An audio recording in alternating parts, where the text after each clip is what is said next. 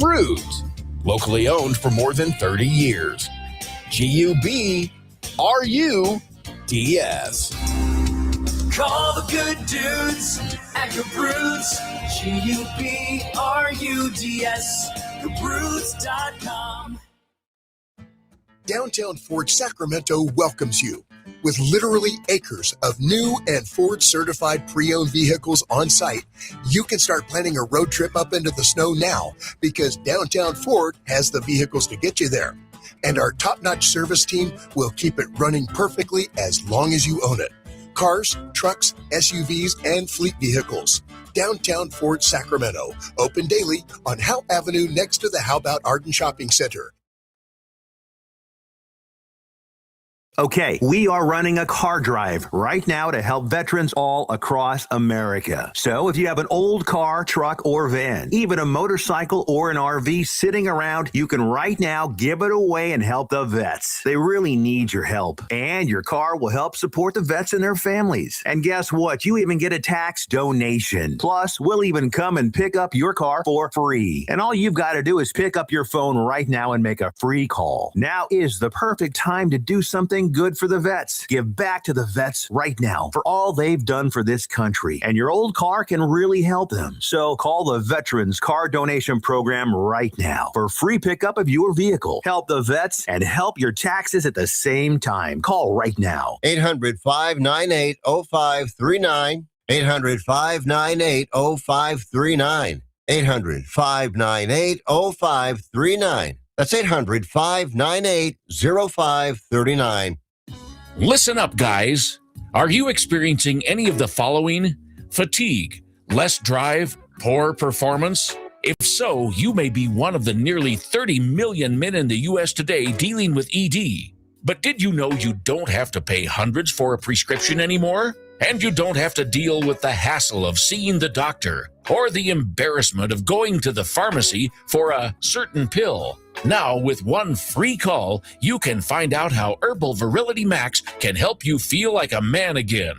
For over a decade, Herbal Virility Max has helped guys just like you put a smile back on their face with improved performance and drive. Call today and ask about our buy one, get one free offer. 800-690-8445. 800-690-8445. 800-690-8445. That's 800-690-8445. All right, son. Time to put out this campfire. Dad, we learned about this in school. Oh, did you now? Okay. What's first? Smokey Bear said to. First, drown it with a bucket of water, then stir it with a shovel. Wow, you sound just like him. Then he said, if it's still warm, then do it again. Where can I learn all this? It's all on SmokeyBear.com with other wildfire prevention tips. Because only you can prevent wildfires. Brought to you by the USDA Forest Service, your state forester, and the Ad Council. Tell your friends. Grant's back. Grant Napear is back on the Sacramento airwaves right here. KSAC 890 AM Olivehurst. K284CM 104.7 FM Sacramento. Hello, Sacramento. Sacktown. And welcome in. Grant Napear. How you been? You know this guy. It's your show. So happy to hear you on the airwaves. 2+ decades on the radio with you. Just the start of an incredible journey. Now he's back on Fox Sports 104.7 FM and 890 AM. 3 to 6 every day, Fox Sports Sacramento. The phone number? 916-779-0929. His name? Grant Napear.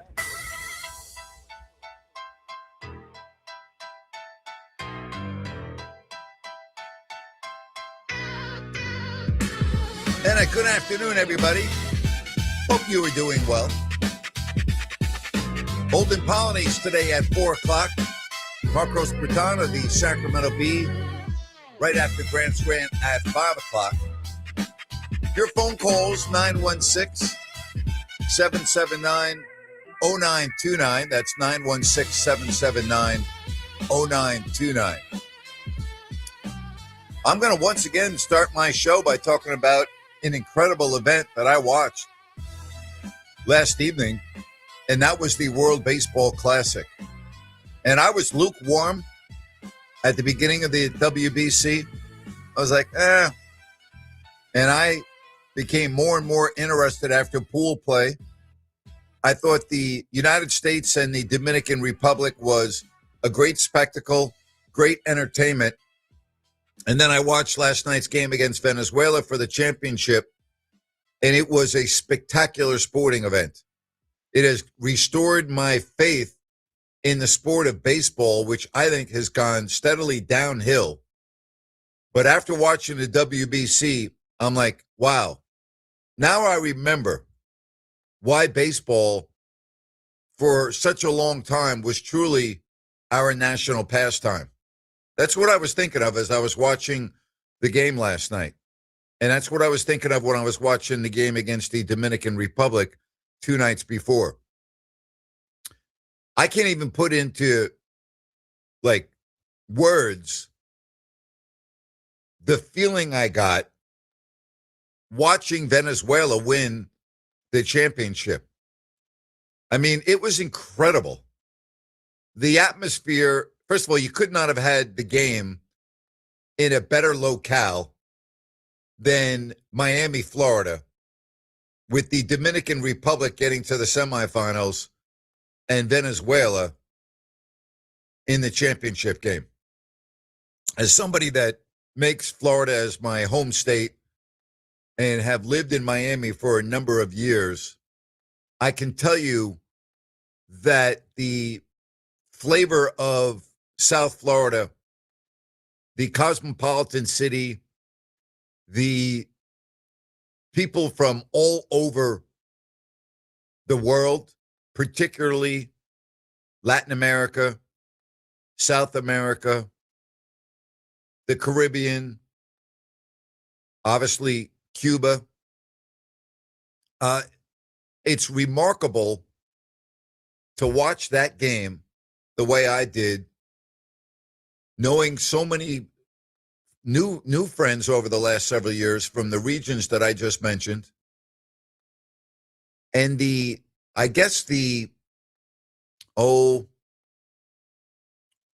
result of the game last night, I can't really talk on, and Marcos Breton will have a much better view on this than me. But in just watching the celebration and what that win meant for Venezuela and the Latin community, incredible. I don't know if you watched it. I watched it, and I watched the entire celebration. I watched the entire post-game, including the national anthem by Venezuela, where many members of the Venezuelan team were crying during the national anthem. That was a unbelievable event. And when I look at the United States, that is a failure of epic proportion. And that is not to discredit the Venezuelan team or the Dominican Republic team, but how a lineup that formidable can go that cold over a 2-game stretch, including the Dominican Republic, which, I mean, they didn't hit the ball very well. The pitching of Venezuela stymied Team USA last night. And that lineup is too good to be stymied. It just is. It just is. And that's a failure by the United States. There's no other way to say it. That is a failure. You are no longer on the top of the mountain when it comes to baseball supremacy in the world. We saw it 3 years ago with Japan, and we saw it last night with Venezuela. You don't own the mountaintop anymore. You share the mountaintop. You share it.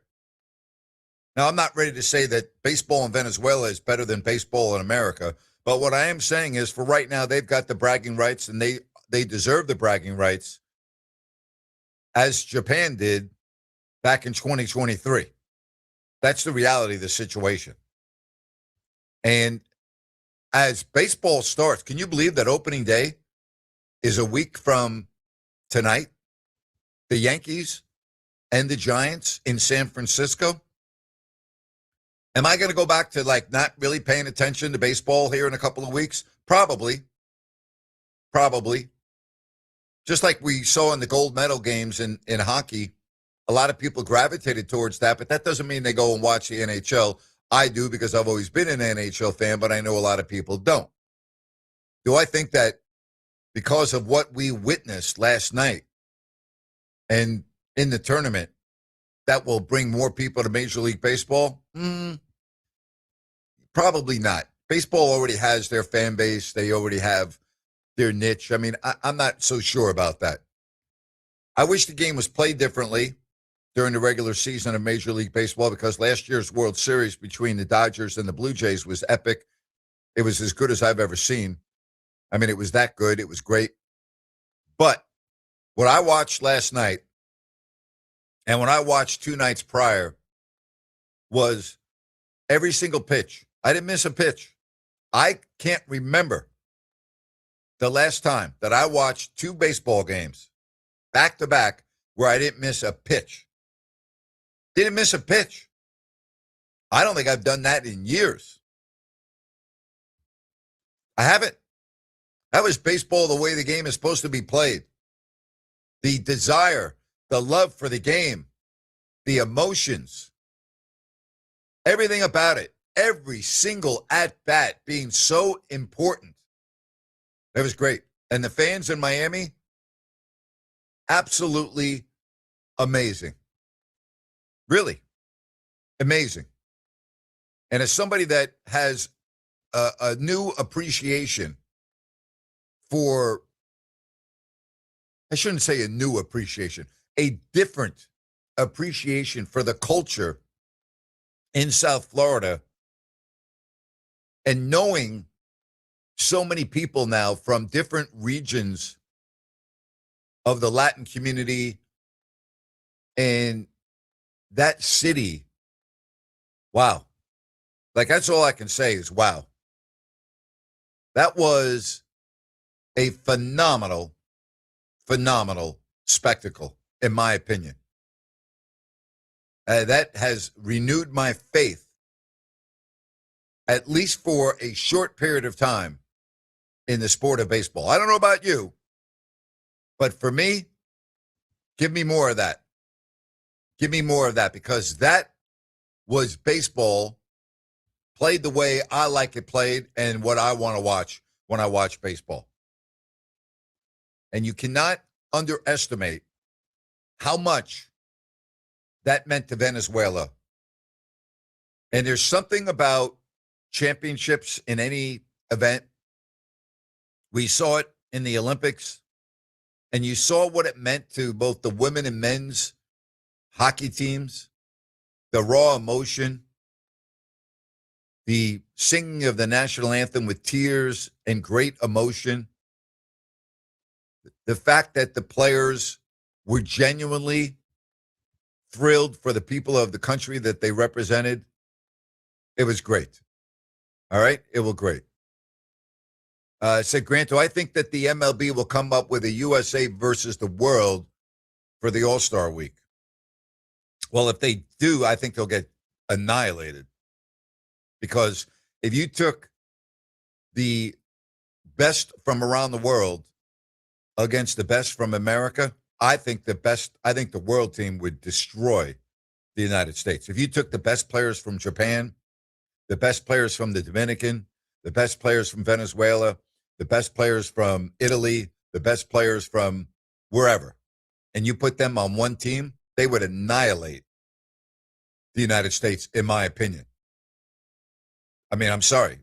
I mean, I don't even think the game would be competitive. So, no, I don't think they will. I don't think you could. As good as baseball is here in this country, I'll take the world. If you took the best players in the world that are not American citizens and you put them against the United States, I don't even think the game would be close. I really don't. So do I think they'll do that?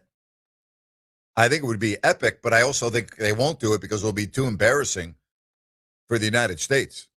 That's the reason why I don't think they'll do it. It would be too embarrassing. You can't have the United States versus the world in baseball and have the world destroy the United States. That would be a bad look for Major League Baseball. That'd be a very bad look. Said, Grant, I also watched the game, and it was a great atmosphere. That was definitely brought by the Latin American crowd, no question. Make no mistake about it. The game's in the U.S. soil, but it was a road game for the U.S. It was. It's very true. That was a road game. It was about 80-20, rooting for Venezuela. I don't disagree with that. I think you're spot on. 916-779-0929. Let's get to some phone calls right here, and why don't we begin with Mac? Mac, welcome. You'll open me up here on a Wednesday. What's going on, Mac? How are you? I'm doing well. Good. You know what? I just wanted to make a comment about the American team in general.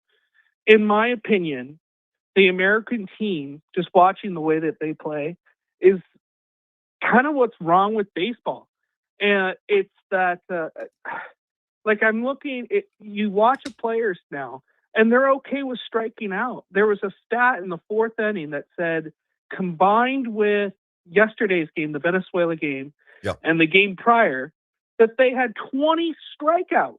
Yeah, it's a joke. That means that they're not even taking two-strike approaches at all. And you're still Aaron Judge.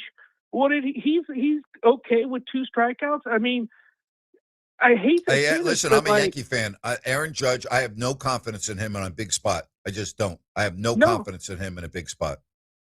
Because you know why? Because he's facing, like, in the playoffs and whatnot, you face good pitching. And sure, okay, he can hit,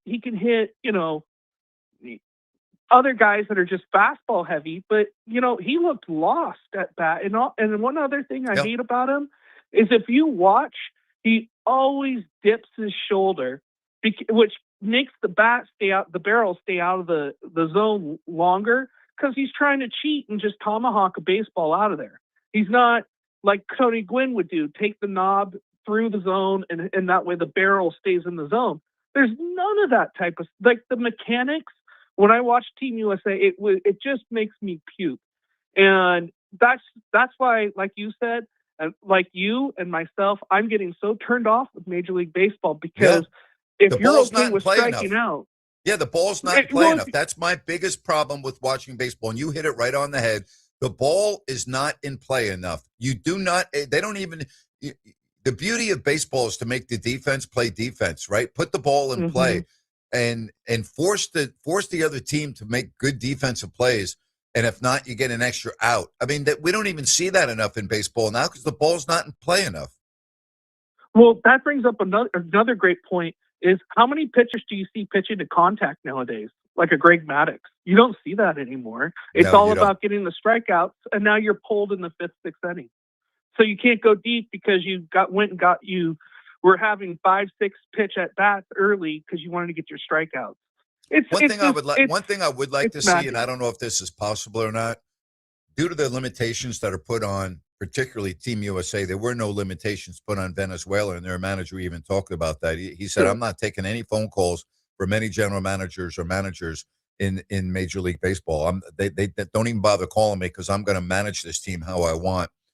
There were restrictions put on players on Team USA, because obviously we're only a couple of weeks in the spring training, and opening day is next week. I wonder what would happen if, instead of the All-Star game, you had the World Baseball Classic in July, when nothing's going on. You shut down baseball for 17 days, and you have the World Baseball Classic, and you do it that way, where you can now maximize the players more. You can have, I think, even a better overall product than what we just saw. I wonder if that would work. I agree, because guys like Logan Webb could go, who pitch to contact, and you could see him go 8 innings. Yep. And that would be much more exciting. And it'd be much more exciting than what they have as the current All-Star game, because all All-Star games except hockey are a joke. Absolutely. But anyway, absolutely. That's all I had to say. I hope you have a great day. Take it easy. Yeah, and by the way, real quickly, you could have the Team USA, and I don't know how you do it for the other countries, although it wouldn't matter for the other countries, because they would be able to fill their roster with their players. But the Team USA team in the middle of the summer would just be the All-Star team. So, like, you would have your all-stars, and that would make up Team USA for the World Baseball Classic. Well, and probably reduce some of the teams. Like, you don't need I don't know. Like, as an Italian American, I'm happy that there's Team Italy, but they're not all Italian. There's 2 Italians on the team. Yeah. So that's that a could good also point. make it. It's a good point. That could make it the time off. You That's a wouldn't good need point. 17 days. Maybe you only need a week if you eliminated some of those teams. So yeah, anyway, you know what? That's a really good point. I don't know how you would do that, but you make a really, really good point. That I didn't even think about that, but I think that's. I just wonder how it would work. That's what I'm saying. I wonder how that would work if you did it in the middle of the summer instead of during March before the season. Double headers. You'd have to. You might. Well, they used to do that back in the day, scheduled double headers, but I don't know if the union would go for it. Yeah, probably not. But that's another way. Anyway, take it easy, Grant. You have a good day. Good call. Hey, Nate. Yes. We've got the text line saying that Mac needs to get a Bennett's gift card for that call. Well, Mac, if you call back, Mac, Ryan will take care of you. All right. So there you go, Mac. We'll get you a Bennett's gift card because that was a phenomenal call and a great way to start off the show. Speaking of a great thing to do, the weather tomorrow is supposed to be almost 90 degrees here in the Valley. And is your air conditioning working well? I'm sure you've already had it on. Or it's like, you know what? DAS Mechanical can tune it up for you. Make sure that you are good to go for what may be a scorching summer. I got to believe it's going to be based on how mild last summer was. Are you ready for the heat? Are you ready? Are you confident that you're not going to have any issues? DAS Mechanical will take care of you. HVAC specialist. All right. They are. They're service specialists. They can install new systems. They do it all. And something else that DAS Mechanical is doing that I've been talking about here for the last couple of weeks, they are donating a heating or air conditioning system to a family in need, a veteran, and all you need to do is go to dasmechanical.org, click on the 2026 HVAC donation form, fill it out, nominate yourself or someone you know, a veteran, and DAS Mechanical will give away a heating or air conditioning unit and install it. You'll be good to go. That's dasmechanical.org. And remember, if you need service, if you are not sure about what's going on, you're like, oh, am I ready for this heat? Yeah, they're perfect for you. They'll come out and they'll take care of you. dasmechanical.org. Family owned, locally owned, serving Sacramento and Placer counties. 916-779-0929. When we come back, we'll talk about that debacle that was at Golden One Center last night. Kings and Philly tomorrow. This season can't end soon enough. The question is, what's the Kings' record going to be? Are they going to blow this thing with a couple of weeks left? And instead of having the first, second, third, or fourth pick, have the sixth or seventh pick? That would be a disaster. We'll talk about that next here on Fox Sports Sacramento.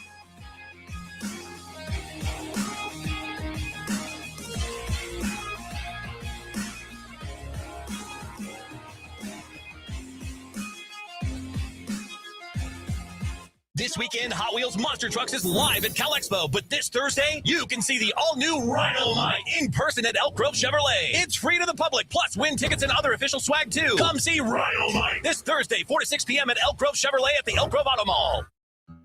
Just outside of Sacramento is a place where families build friendships that last a lifetime. The Golden State Shooting Center is a clay target shooting facility. It's the home of numerous local high school and youth sport shooting teams. Skeet and trap shooting is a safe, exhilarating sport. School team members can compete for numerous college scholarship opportunities. Teams are being formed now, and new members are welcome. Call the Golden State Shooting Center for details or visit them online at goldenstateshootingcenter.com.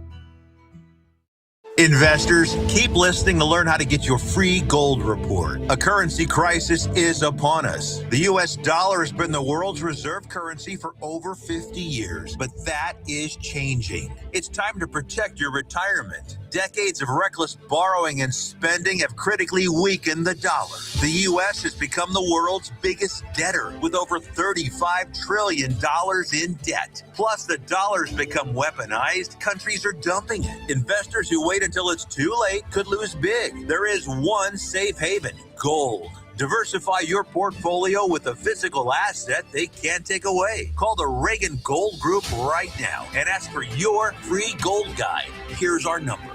800-941-4184. 800-941-4184. 800-941-4184. That's 800-941-4184. Are you or do you know a veteran or a family in need of a heating or air conditioning unit?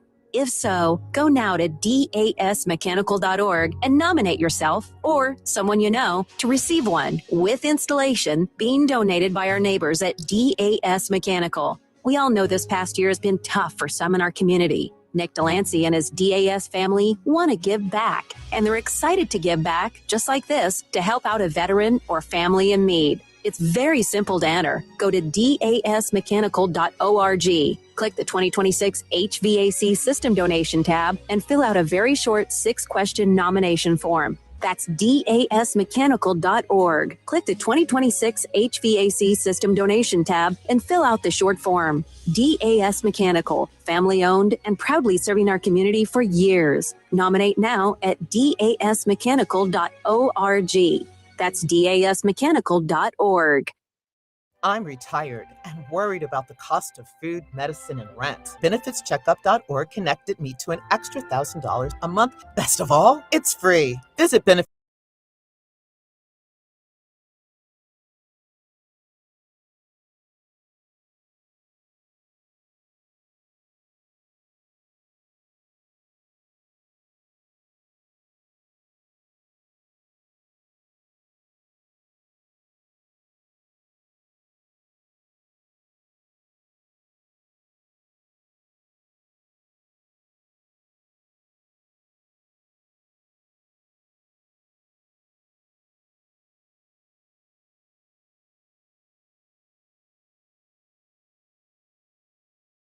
Last night, and once we got your audio working just fine. Yeah. You said you were so impressed with San Antonio. I mean, like sometimes you get a little bit of a different perspective watching in person, but you really you're on board with them, aren't you? 100%. Victor Wembanyama, that team, the size that they have at almost every position, the way they play the basketball game, how unselfish they are, both sides of the court. To me, they are now the favorite in the Western Conference, seeing them in person. All right, we'll get your thoughts on that. We got some phone calls coming in, and we'll get to those in just a moment. Then we'll get back to your comments on the game last night. That game was over 3 minutes in. At the first time out of the first quarter, the game was over. It was over. The game was over. First time out of the first quarter, the game was already over. It was men against boys. And I understand that you would expect the Spurs to win the game. Okay, I get that. Even though they played the night before, they're a much better team. They got much better talent. They're relatively healthy. Well, they are healthy. So I get that. They should have won the game. But, I mean, unbelievable that the Kings were that uncompetitive that they were not ever in the game. Not ever in the game. At all. The game was over. The first time out of the first quarter, the game was over. Over. Brutal. Absolutely brutal. Let's get to Los Angeles and Tay. Tay, I hope you're surviving the hot heat wave down there. What's going on, buddy?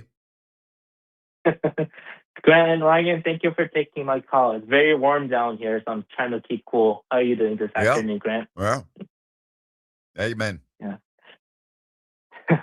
So I actually went to the Clippers and Spurs game at Intuit Dome on Monday, living in LA. I wanted the chance to see Victor Wembanyama in person, and just to echo Ryan's comments, I could not believe what I was seeing. The depth that this team has. I mean, they have Castle, Fox, Champagny, Vassell, Johnson. The list goes on and on. They're just so deep. And I feel like Wembanyama is a terror on the defensive end more so than on the offensive end. Just, people just don't get shots up around the rim around him. And growing up as a kid, I was terrorized by Popovich and Duncan for nearly a decade. And I feel like they're going to terrorize the Western Conference for years. And just my favorite memory, I know the Kings weren't really impacted by the Spurs per se because we never really faced them in the playoffs, except for that one time in 2005. I don't know if you remember, Grant, the Kevin Martin's game winner over Tim Duncan in Game 3. Of course I remember. I announced the game. 2005 first. Yeah, I remember you and Jerry. That was that was my favorite childhood memory. And we almost beat that team. Bonzi Wells was playing, really well, and they had Mike Bibby. So that's my favorite memory with the Spurs. But they terrorized my childhood, in the Western Conference, and I just feel like we're seeing a reincarnation of that. That was just my take. The Spurs. All right, let me ask you two questions, if you don't mind. If I'm just curious, because I have not been to that arena. How is that arena? It's new, obviously. What's your impression of the arena, and how expensive is it for a ticket to go to a game? I know that it depends on where you're sitting in the arena, but is it a very expensive ticket to go watch the Clippers play now in that new arena? I think it's actually very affordable. Obviously, a lot cheaper than the Lakers tickets. And, I buy tickets through StubHub. Obviously, it's a resale. And, just subjectively, I think it's very affordable. I think it's even cheaper than the Kings tickets for that matter. And the arena itself is new. So the way the arena is set up, even though it might be only 50 or 60% full, just the architecture of it kind of makes it a very vibrant place. And the wall is for real, although I think at times they kind of go, overboard with the wall, asking away team fans to take off their jerseys because they're the sacred Clippers. I don't necessarily agree with that, but just the architecture and the way that the seats are set up makes it a very vibrant atmosphere. I was there for their first playoff game against Denver last year, Game 3. And, even though I'm not a Clippers fan per se, it was just a great arena experience. If you're a Clippers fan, watching a playoff game there. And the atmosphere on Monday was great as well. With Wemby coming in, I think many of the fans just came out to see him as well. I think it's a great arena, almost as good as Golden One Center, I would say. Hey, Tay, thank you. I always appreciate your call. You take care. Take care, Grant. Bye. Yep. So, Rhino, I made a comment last night on the postgame show, and I think when you look at the Sacramento Kings and their situation, and I look at Oklahoma City's roster, and I look at their draft capital and their assets, and I look at San Antonio's roster, and I look at their youth, and I look at their draft capital, I look at all of their assets. Barring injury, the Kings are light years away from being either the Oklahoma City Thunder or the San Antonio Spurs. And I'll even go a step further. And again, I understand Shea Gilgeous-Alexander has been in the league a while. Yeah. But if those two teams were to stay relatively healthy, I'm just going to keep the Thunder at 5 years. And if Victor Wembanyama were to stay healthy and stay with that team, I'm going to put it at 10 years. I think that there are no other teams in the West, without even knowing what the draft may look like or what trades may look like, are going to be able to contend with those two teams. I just don't see it. Well, there's no player in this draft that can contend with Wemby. That's the first thing that you look at. There's no player on the planet that's coming up that can contend with Wemby. Yeah, look, for as frustrating as this product has been, and OP backed me up on this about a lot of this load management, especially taking it easy in the All-Star game. You pin some of that on LeBron. He made that okay. He was the leader of that generation. And Wemby is definitely the leader of the Spurs, and he wants to be the leader of this next generation of the NBA. He ain't for that. He's there to play hoops. And last night was so interesting because the Kings could only get what the Spurs would give them. Now, they let Max get warm from the outside. Max made some really good plays, had a career night all together.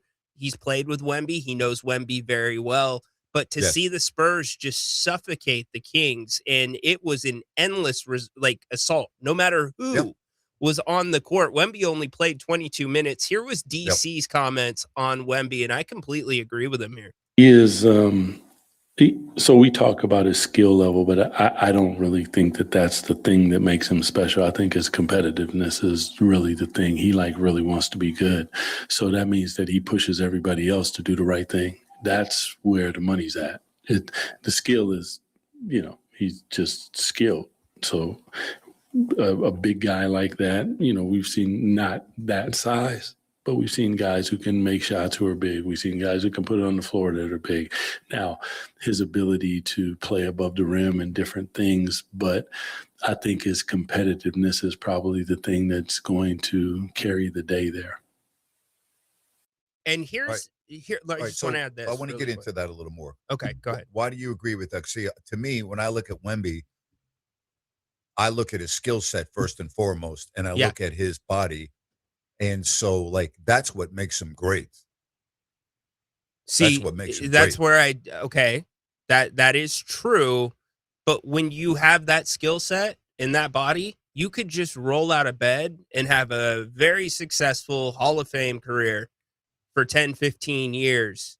He doesn't seem content with that. The guy is a hard worker and pushes himself, pushes the team. And he pushes the other players that are considered the up-and-comers, the royalty of the NBA. He's pushing them as well. And the cool thing about both the teams that we're talking about, the Thunder and the Spurs, is there is not a selfish bone in either of those buildings. And that's what can make very special basketball when you have stars of that caliber that are just as happy to see their teammates get theirs. That's 100% correct. I do not disagree with that at all. 916-779-0929. So you think the Spurs are clearly the team to beat in the West, yes? Yes. Grant, and the fact they beat Oklahoma City 4 out of 5 times, Ryan, we got to point that out. Absolutely. I've seen Shaq, and to the texter's point, saying that I felt the same way that they felt when they saw Shaq and Kobe for the first time. Yeah. I've had the opportunity to see Jordan, those guys. This was on that level, seeing him last night. It really was. And please know, I don't usually over exaggerate. No, you don't. This guy, he's the real deal if he can stay healthy. And they have put the right combinations around him. And whether you like it or not, that Fox is no longer in Sacramento, he has found the absolute perfect role and perfect spot for him. Yeah. Said SGA and Wemby may be the next Brady Manning type. Good analogy. They could very well. They're going to dominate if they stay. Well, SGA is already dominating, and Wemby is. The thing that scares me about Wemby, and when I say scares me, I'm talking about from another team's perspective, if you ever hope of winning a championship, he's still a puppy. Yes. He's a puppy. Yeah. And if he stays healthy, I mean, there's no team in the league that's going to be able to beat the Spurs. Nobody. I have never, and we haven't said this name yet, I have never seen a second-year player command the court at the point guard position like Steph Castle. Not only is he bigger than most point guards, his game is so composed. He can just do a little bit of everything. Jerry agreed with me. I said it last night. If he stays healthy, he is going to be a Hall of Famer as well. There's a reason. I saw the reason the Spurs would not part with Steph Castle last night. Yeah. And you look at the Kings trade that they made a year ago, sending Fox to the Spurs, and you look at all of their good players, and what did they get back in return? Nothing. They went and got Zach LaVine from Chicago. Nick Clifford they got in return because those 2 picks got flipped to a first. Okay. But so you can tie that. Didn't, okay. But they didn't get Nick Clifford. They managed their roster and their draft capital to get Nick. But okay, fair enough. Yeah. But it's a perfect point. And we've said it many times, you put De'Aaron Fox on a silver tray for a player that doesn't come from the Spurs and a player that there was not a big market for. Okay, are you? Have you announced your retirement yet because of your nightly prize picks? Are you now or have you started to looking at private jets and your own personal chauffeurs to, once you get your passport, you'll be able to go places? I mean, I'm just wondering, are you to that level yet? Because I haven't seen you lose yet. That's why I'm asking. Grant, it's been really hard because my phone won't stop ringing. They just keep blowing me up. Do you want to become a NetJets member? No, not really. Got financial advisors asking me, Vegas, what's up on tonight's picks? Can I interrupt you for a second? You know what is different about you? A lot of people promote things like you're doing right now, and they talk about, get rich and you're going to be great. You know what? No. You are making your picks, and then you're putting them up for everyone to see every night, and your results are not fabricated. They're not, hey, look at me. No, they're the real deal. I've been doing radio shows for a long time. I've been in this business for a long time, and what you're doing on a daily basis with prize picks and your expertise blows me away. Like I'm not kidding you. It blows me away. I'm telling everyone right now, I'm not making this up. Rhinos, this is not fabricated. This guy is killing it. Sorry, go ahead. Grant, I appreciate it. And I want all of you to come kill it with me on Prize Picks. Super simple. All you got to do is pick 2 to 6 players on their stat projections. Choose more or less. That's it. That's what you do. And it doesn't just have to be basketball. They've got their Max March Madness deals going on. You've got tournament games all weekend. Go check those out. Over 100 different sports that you can combine together on stat projections. And you can join my community like me. You can post your picks, share your picks with your friends. So come get on the action with me. Go to Prize Picks, download the app, whether it's Google Play, Apple Store, and use the promo code RYNO50, RYNO50, to get $50 in free play. After you play your first $5, you don't have to win. Just play your first $5. You will get $50 in free play. Tonight, Grant, we are going big. We're going with a 6-way tonight. We're going Derek White, more than 3.5 assists. Jason Tatum, more than 1.5 3-pointers made. Peyton Pritchard, more than 3.5 assists. We're going to go Danny Wolf, only needs to hit 1 3-pointer. And then Luka, we're going to go more than 2.5 threes made and more than 24.5 points. So we are doing the full 6 picks. We'll keep you updated on them. Sign up now. Use Rhino50, do those picks, and come get paid with me on America's #1 daily fantasy site, Prize Picks. It's good to be right. And make sure you put Rhino50 there as the code, all right? Because this guy does deserve the credit. I don't normally prop up with someone like this, but this guy deserves to be on a throne. I will tell you appreciate that, right brother. now. Well, you know what? It's the truth. It's not about, you don't have to appreciate me. I'm only talking the truth, all right? Like, I'm just being honest. I'm talking the truth. And with that said, we'll come back. Don't forget Olden Polynice at 4 o'clock right here on Fox Sports Sacramento. We all want to look and feel our best. Sacramento Naturopathic Medical Center invites you to live your best life every day. There are simple, practical, and inexpensive changes that you can make in your life today that will elevate your life in so many incredible ways. If it feels like it's time to hit that reset button and start living your best life now, Sacramento Naturopathic Medical Center invites you to schedule a free healthy aging consultation with Dr. Dennis Godby, an accomplished author and expert in the art of aging gracefully. As we age, things change. We might start to experience lower energy, changes in mood, brain fog, or just a lack of motivation. And for guys, the onset of middle age can mean a lower libido and oftentimes ED. These things can usually be safely and easily treated. Visit gettingbetternow.com today and schedule your free healthy aging consultation with Sacramento Naturopathic Medical Center, located in Midtown. Homeowners, for any electrical project you need done, trust the good dudes at Gabroods. Locally owned, 5-star service experts, always transparent prices and solutions. Say goodbye to your electrical issues. Call Gabroods or visit Gabroods.com. G-U-B-R-U-D-S. It's the All Things Legal Show, heard every Saturday morning from 8 to 9. Join your host, Craig Ashton, with an entertaining and eclectic view of all things legal. Saturday mornings from 8 to 9. Remember, for the best advice, don't think twice. Call Ashton and Price. This is Kurt Bagelman. Does your business need more customers? If you said no, congratulations. If you said yes, then you need to consider advertising your products and services. People need to know you exist, and then why your business is worth considering to spend their money with. You also need to advertise to the right audience. For example, sports talk listeners have disposable income. They own homes, they're employed, and they earn six-figure incomes. And importantly, sports talk listeners listen longer, so your advertising message has more opportunity to be heard.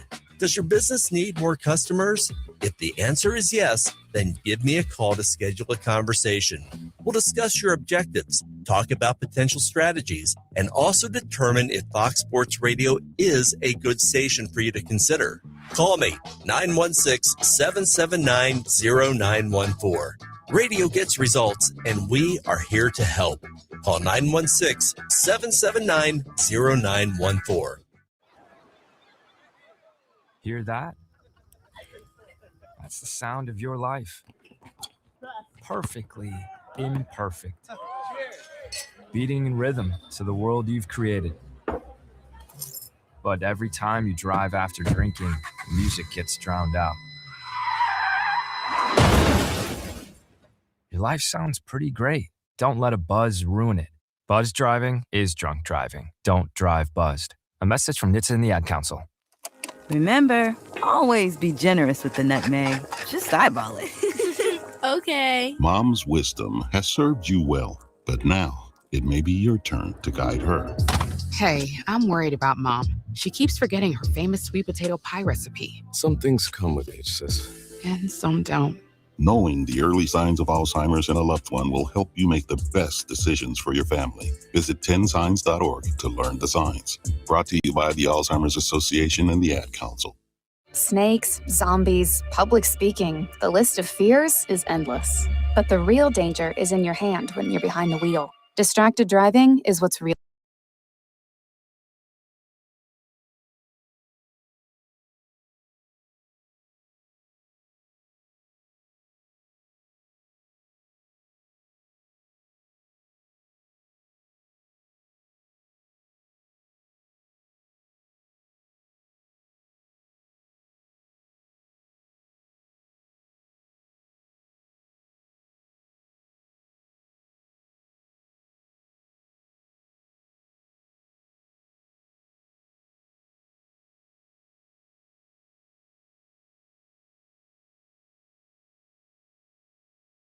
Player, you're not a Hall of Famer. You, sir or ma'am, are delusional with a capital D. He has been in the NBA Finals before with Oklahoma City.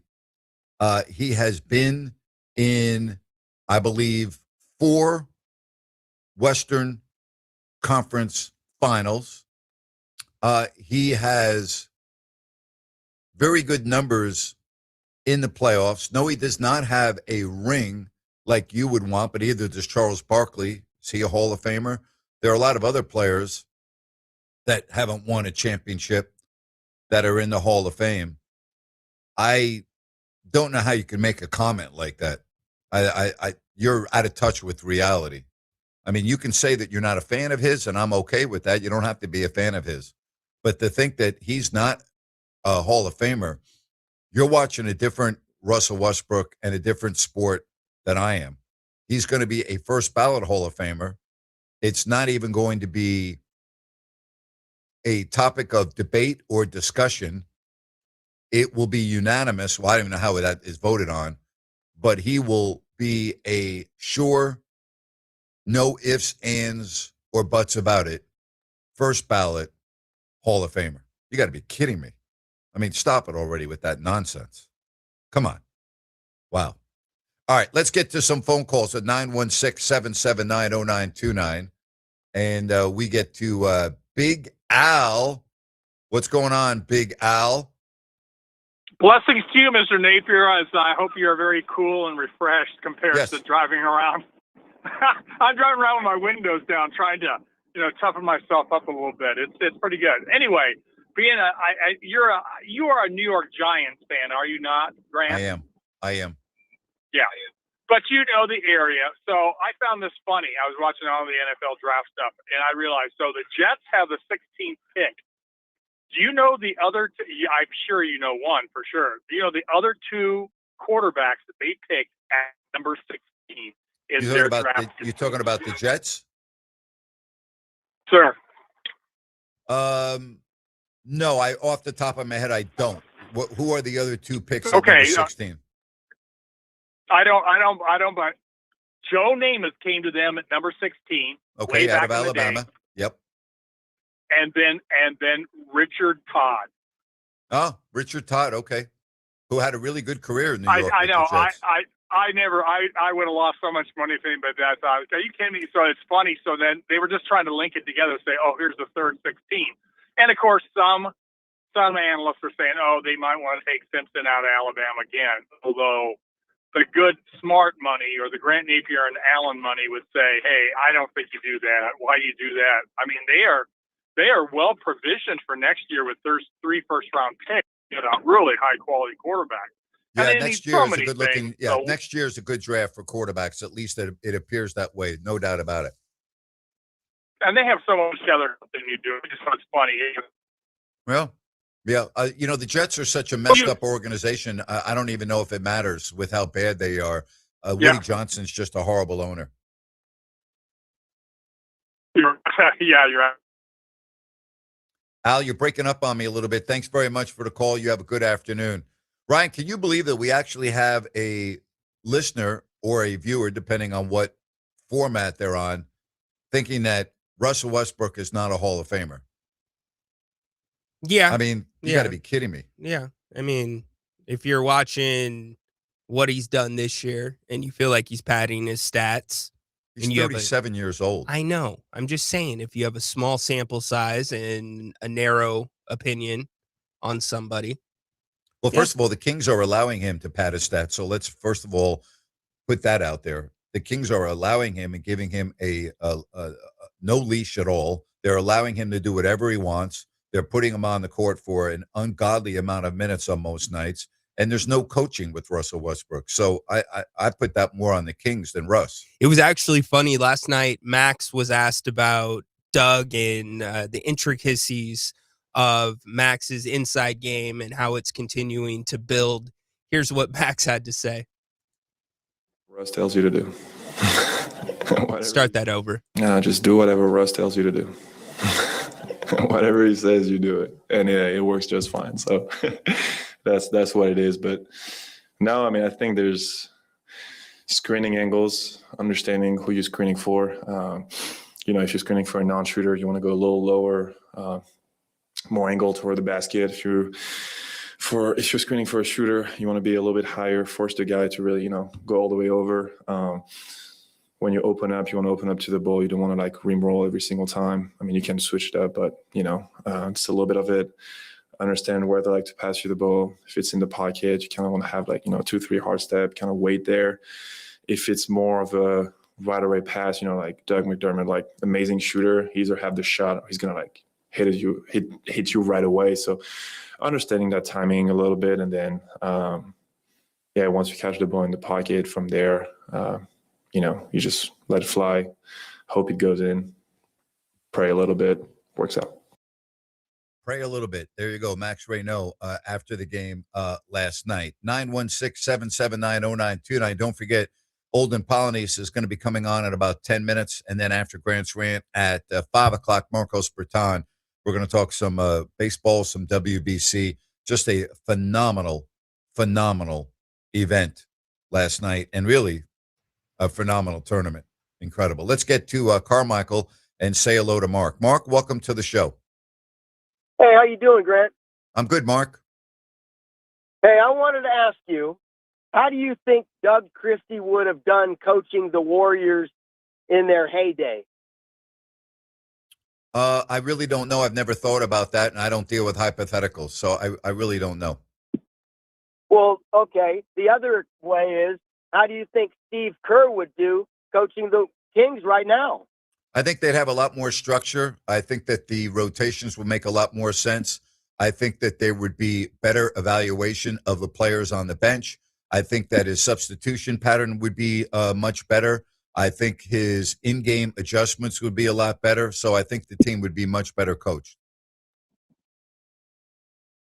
I just think you're putting way too much on coaching. Well, if I'm putting way too much on coaching, why do some of the coaches make over $10 million a year? Well, I mean, they do, but Steve Kerr jumped into a perfect situation, and look what it made him look like a genius. When I think if Doug Christie would have jumped into that same spot, he would look the same. You couldn't lose with that team. Okay, fair enough. Let me ask you this question. Okay, if Steve Kerr were fired today, he would have various opportunities in a very short period of time with coaching vacancies to take the job of his choice. If Doug Christie were fired today, he wouldn't get another opportunity to coach any team in the NBA. He wouldn't get one call. He wouldn't have one interview. Well, Steve Kerr has far more experience coaching than Doug. Well, again, I'm only speaking facts and truth. You're making up stuff. Who was a better player, Steve Kerr or Doug Christie? You're kidding me with that question, right? You're not serious with that. Let me ask you a question. Who was a better player, Magic Johnson or Jeff Van Gundy? Jeff Van Gundy Probably never even Magic. played. Your question is stupid. Christie. It's stupid. Your question is stupid. First of all, Steve Kerr had an outstanding career as an NBA player. Outstanding career. So did Doug. So what? So did Bill Russell. How did he do when he coached the Kings? I just don't see why you don't think Doug could be a good coach. I think anybody would have lost this year. I never coaching the said, Kings. whoa, stop. I've never said he couldn't be a good coach.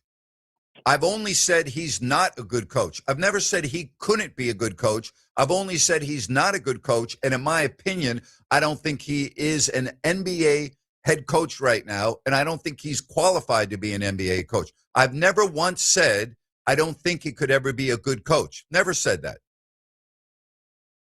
So it was a mistake getting rid of the previous coach? This organization is all about mistakes. Everything they do is a mistake. Well, you got me there, Grant.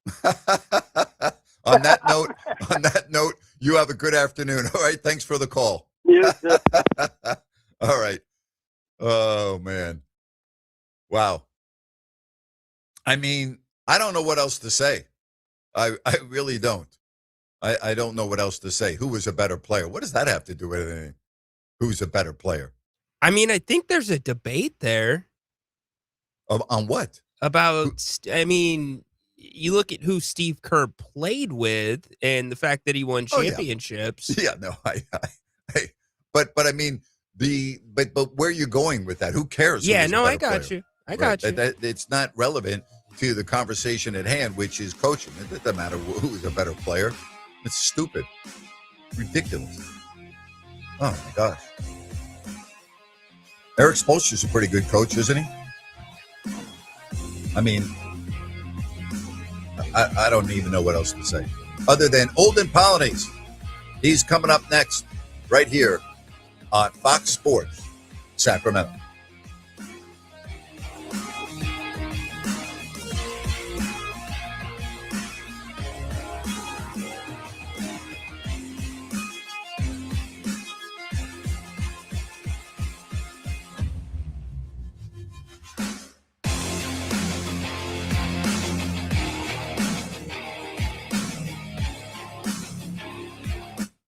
Welcome to Par 18 Golf, Northern California's premier TrackMan Golf Performance Center. If you love the game of golf, you're going to love Par 18 Golf. Par 18 Golf is where serious golfers go to elevate their game to an entirely new level. Par 18 Golf features Ultratech TrackMan practice bays. These are the very same golf simulator systems that PGA players use to perfect their game. TrackMan systems use Doppler radar and high-speed cameras that give you instant feedback on your swing.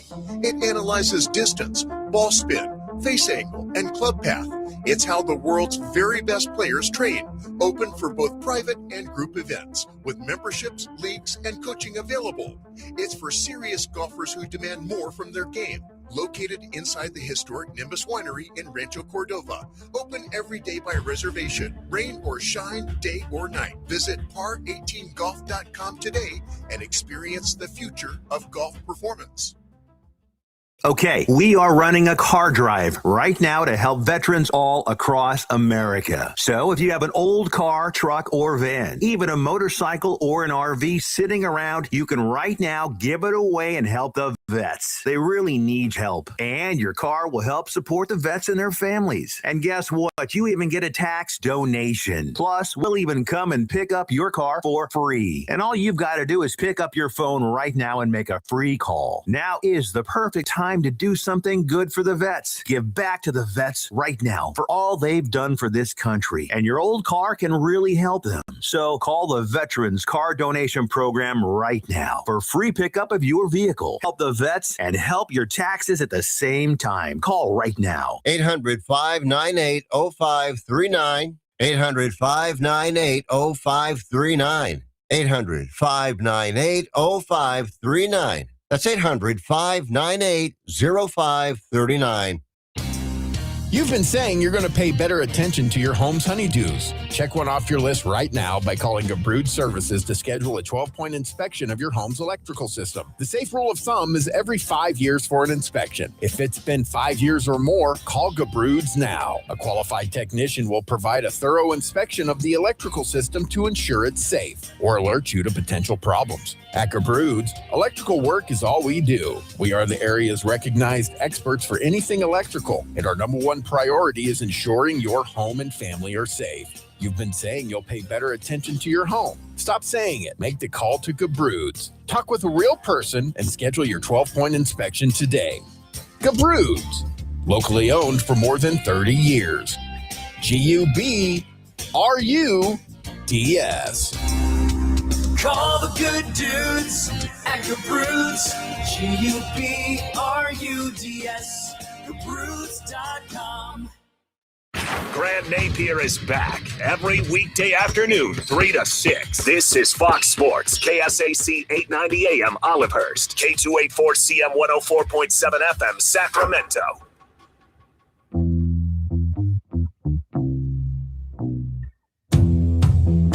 I love this time of the week.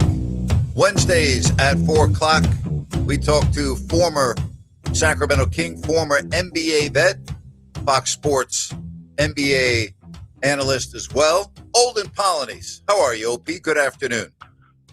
I am great, Grant. And yourself? I am doing well. Victor Wembanyama was just in your neck of the woods 2 nights ago against the Clippers, and Kings fans that went to the game last night saw him in person, and there were a lot of oohs and ahs in the crowd and a lot of, obviously, big-time statements after the game. And I was talking about this with Ryan a couple of moments ago before he spoke with you on the phone before you came on the air. What's scary me about Victor Wembanyama, he's still a puppy. Like, and if he stays healthy, we're not even talking about a guy that's close to his prime yet. Oh, he's not even close. I mean, it's crazy seeing this because you're watching some of the things he's done in like 3 years. It's amazing. And that's one of the things I've talked about in regards to the Spurs as a group.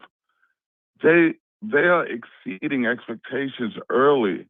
Yep. And so has he. And they haven't even scratched the surface, as far as like knowing how to play. I say that all the time. When they learn and figure out this game of basketball, the way it's supposed to be played and how it's done on a regular basis, it's a scary sight. and he will rewrite the record books. I believe he will. You know, especially with his shot blocking. He's way ahead of Akeem Olajuwon and those guys at the same, you know, point in their careers. So it's going to be fun watching this, you know, in the next couple of years. And I believe in about 5 years, he'll be unstoppable. You know, shot blocking is not talked enough about in the NBA. We don't really discuss it that much. And I know that when you go back to previous eras of the NBA, you know, Bill Russell was a phenomenal shot blocker, but one thing he was able to do was block the shot and also gain possession of the ball, not swat it out of bounds 10 rows into the stands. What about the art of shot blocking, and not only blocking the shot, but blocking it so your team can get the possession? Oh, definitely. And you mentioned Bill Russell. I mean, that's the greatest shot blocker there is, to the point of what you said. He kept it in play. Yeah. You know, he was not trying to make, you know, network television, you know, highlights. And so to me, that was the thing. That's the key. It's like you throw it out of bounds, you yell and scream, but the team retains possession.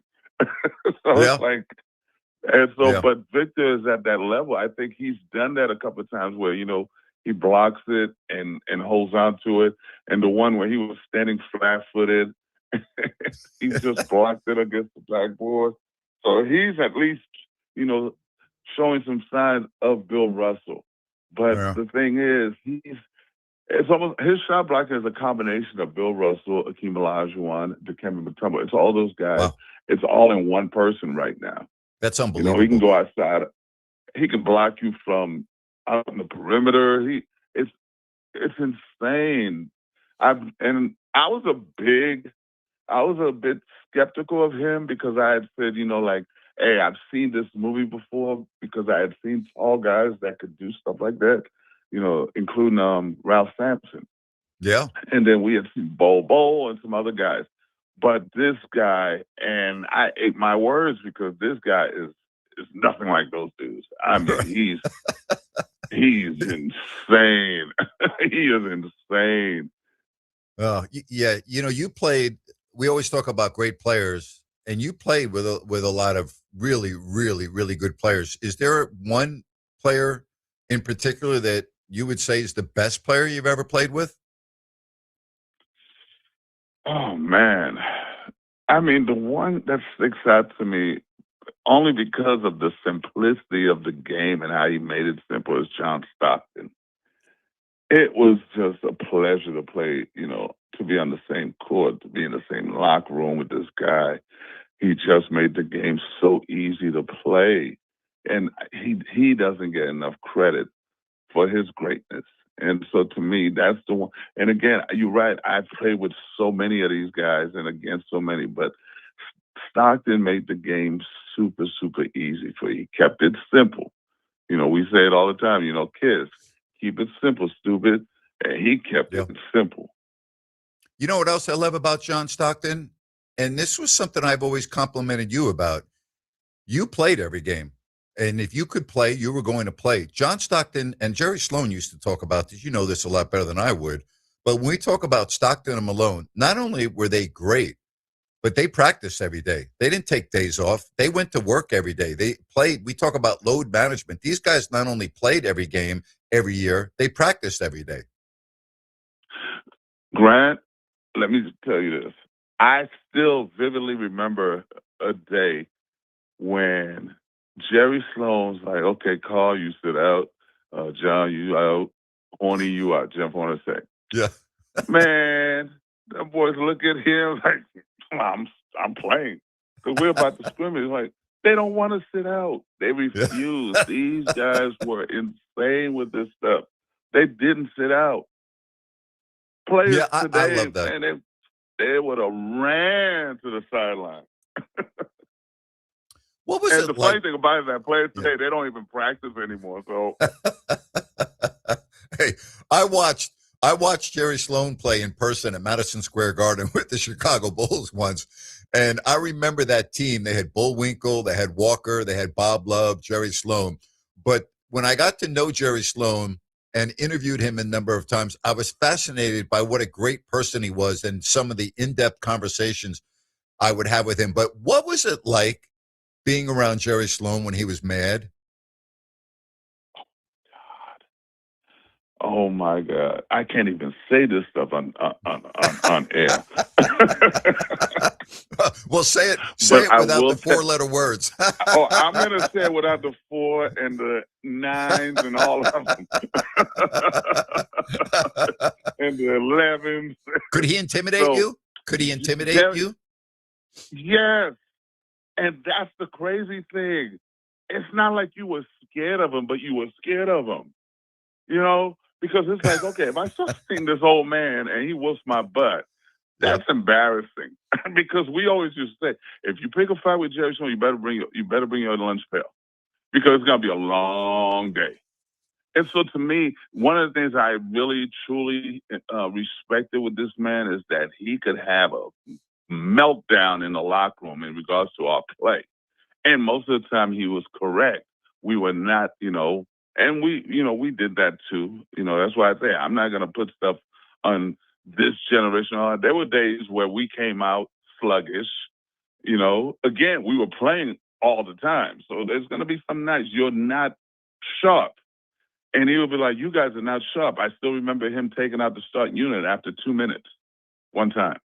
We're talking about 2 Hall of Famers on the starting lineup. He took everybody out. Because we're a team. Gosh. He's not going to single guys out. But after he would cuss you out and everything else, it's over. He shook your hand. And that was it. And it ended in that moment with that handshake. And that's what I love most about him. Sitting courtside for 32 years and announcing NBA basketball, I heard a lot of things. And we always talk about like language, and we talk about stuff that used to happen in the stands that cannot happen anymore. I know you remember Leon the barber, the fan in Detroit. Oh my gosh. Hey, OP, there were times when I have to mute my microphone if it was quiet for a period of time, because he was sitting right behind us. Leon the barber had some of the most amazing things come out of his mouth during the game that I'll never forget. But yes, okay, so Leon's in Detroit, and for the fans who don't know, I'll tell you this right now. Today's players, they would have had meltdowns. None of them could handle Leon. Yeah. None of them would be able to. But the guy that was the best was Robin Finker. Robin Finker with the Washington. Washington Bullets and then the Wizards. This man never used profanity. That's right. That's what made him better than Leon. That's why they could never kick him out of the arena. Oh my goodness, they never could. And he used to talk about our coaches. I mean, he called Gary St. Jean a bus driver. He's like, why is the bus driver on the bench? But till this day, Grant, I still remember the greatest line ever uttered, because we literally thought he was giving a compliment to one of our teammates, Terry Mills. He says, "Man, let me tell y'all something right now. Terry Mills is the only person on that team with guts. Terry Mills is the only person on that team with guts. Unfortunately, he's got 5 of them." Oh my gosh. Yeah, I'm telling you, man, some of the things and you remember the fan in Philadelphia. He was a piece of work too. There was Philadelphia, Vicker in Washington, and Leon the barber in Detroit. And Leon, yeah. Oh, they were awesome, man. But you love that stuff. You're gonna play the game. When you come out, you hear it and all that, and it was almost motivational in a way, And so you wanted to play better because you didn't want to be talked about. Yeah. And then there was Doug Moe when he coached the Denver Nuggets. Doug's language was so unbelievable. And listen, I'm like you. I'm from New York. I've heard a lot of things, okay? But I got to tell you, announcing a game in Denver or Sacramento with Doug Moe coaching the Nuggets, you heard some things you had never heard before. He was unbelievable. Oh, yeah. Definitely. And again, all these guys were very colorful, but they made the game fun. They respected the game enough to appreciate and understand that you have to give it your all. And that was the thing, like with Jerry, Doug Moe, all these guys, Larry Brown. It's like they didn't let you cheat the game. They didn't allow you to cheat the game. And it's unfortunate that, we don't have that as much anymore. I'll never this would never happen, but the great Earl Strom was officiating a game, and I'll never forget this. So Dick Mata, Kings are getting blown out, and Dick wants to get kicked out of the game. Dick would love to get kicked out of a game, right? No, he wanted to go to the locker room and drink beer. And so the Kings are getting blown out, and he gets a technical, and he's trying to get a second. He's trying to get a second technical. You know what I'm going to say here, right? And so the ball's being brought up the court, and Earl just stops the game and walks over to Dick and says, "Dick, shut up and sit down. If I got to watch this crap, so do you. I'm not throwing you out of the game." He's like, I'm not rescuing you from this. You're gonna enjoy the misery with me. Is that like you would never, ever have that happen today? Those were the good old days, OP. But Grant, do you realize? And I don't even think that fans are noticing this.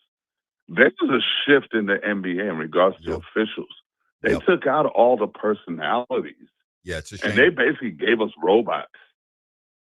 They basically gave these, if you're looking right now, all these, no one knows who they are. They don't know their names really. But the majority, I mean, there's still a few guys, but they really lack personality.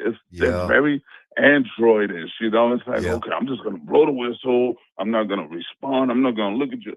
Man, I love those guys. Dick Bavetta, Dick Bavetta, Jake O'Donnell. Come on, Darryl Garrison. Yeah. Great. Dick Bavetta might not even be able to officiate in this era with his personality.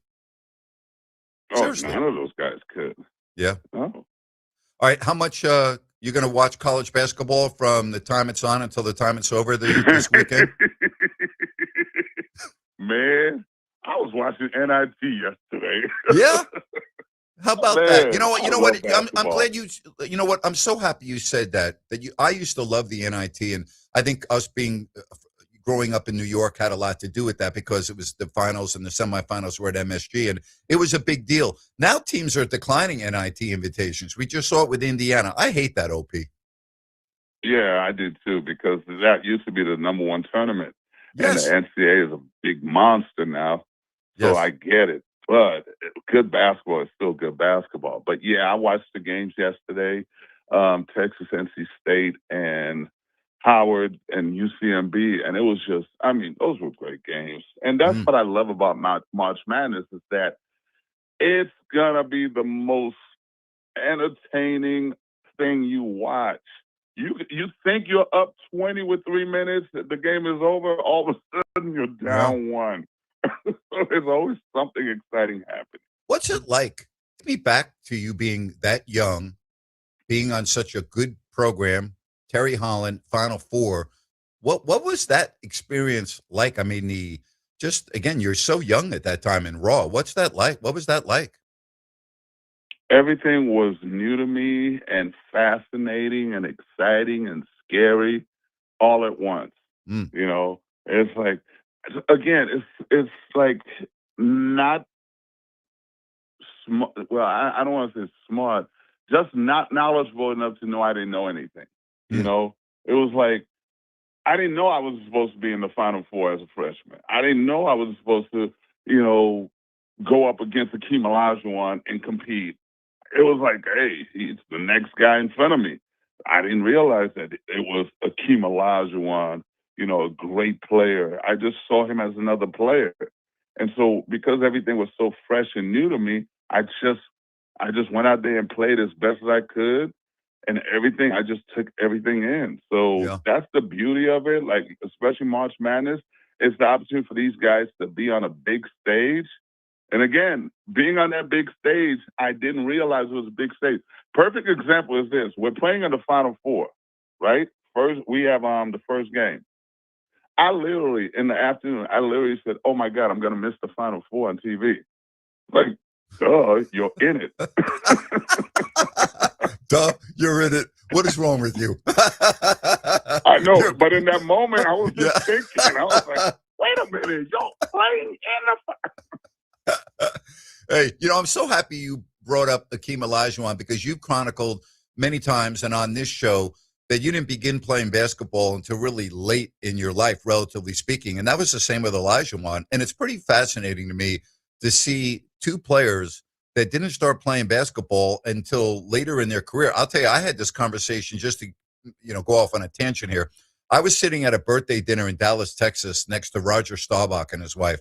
And I didn't realize this, but Roger Staubach, the great, great Hall of Fame quarterback from the Dallas Cowboys, when he went to the Naval Academy, also played baseball.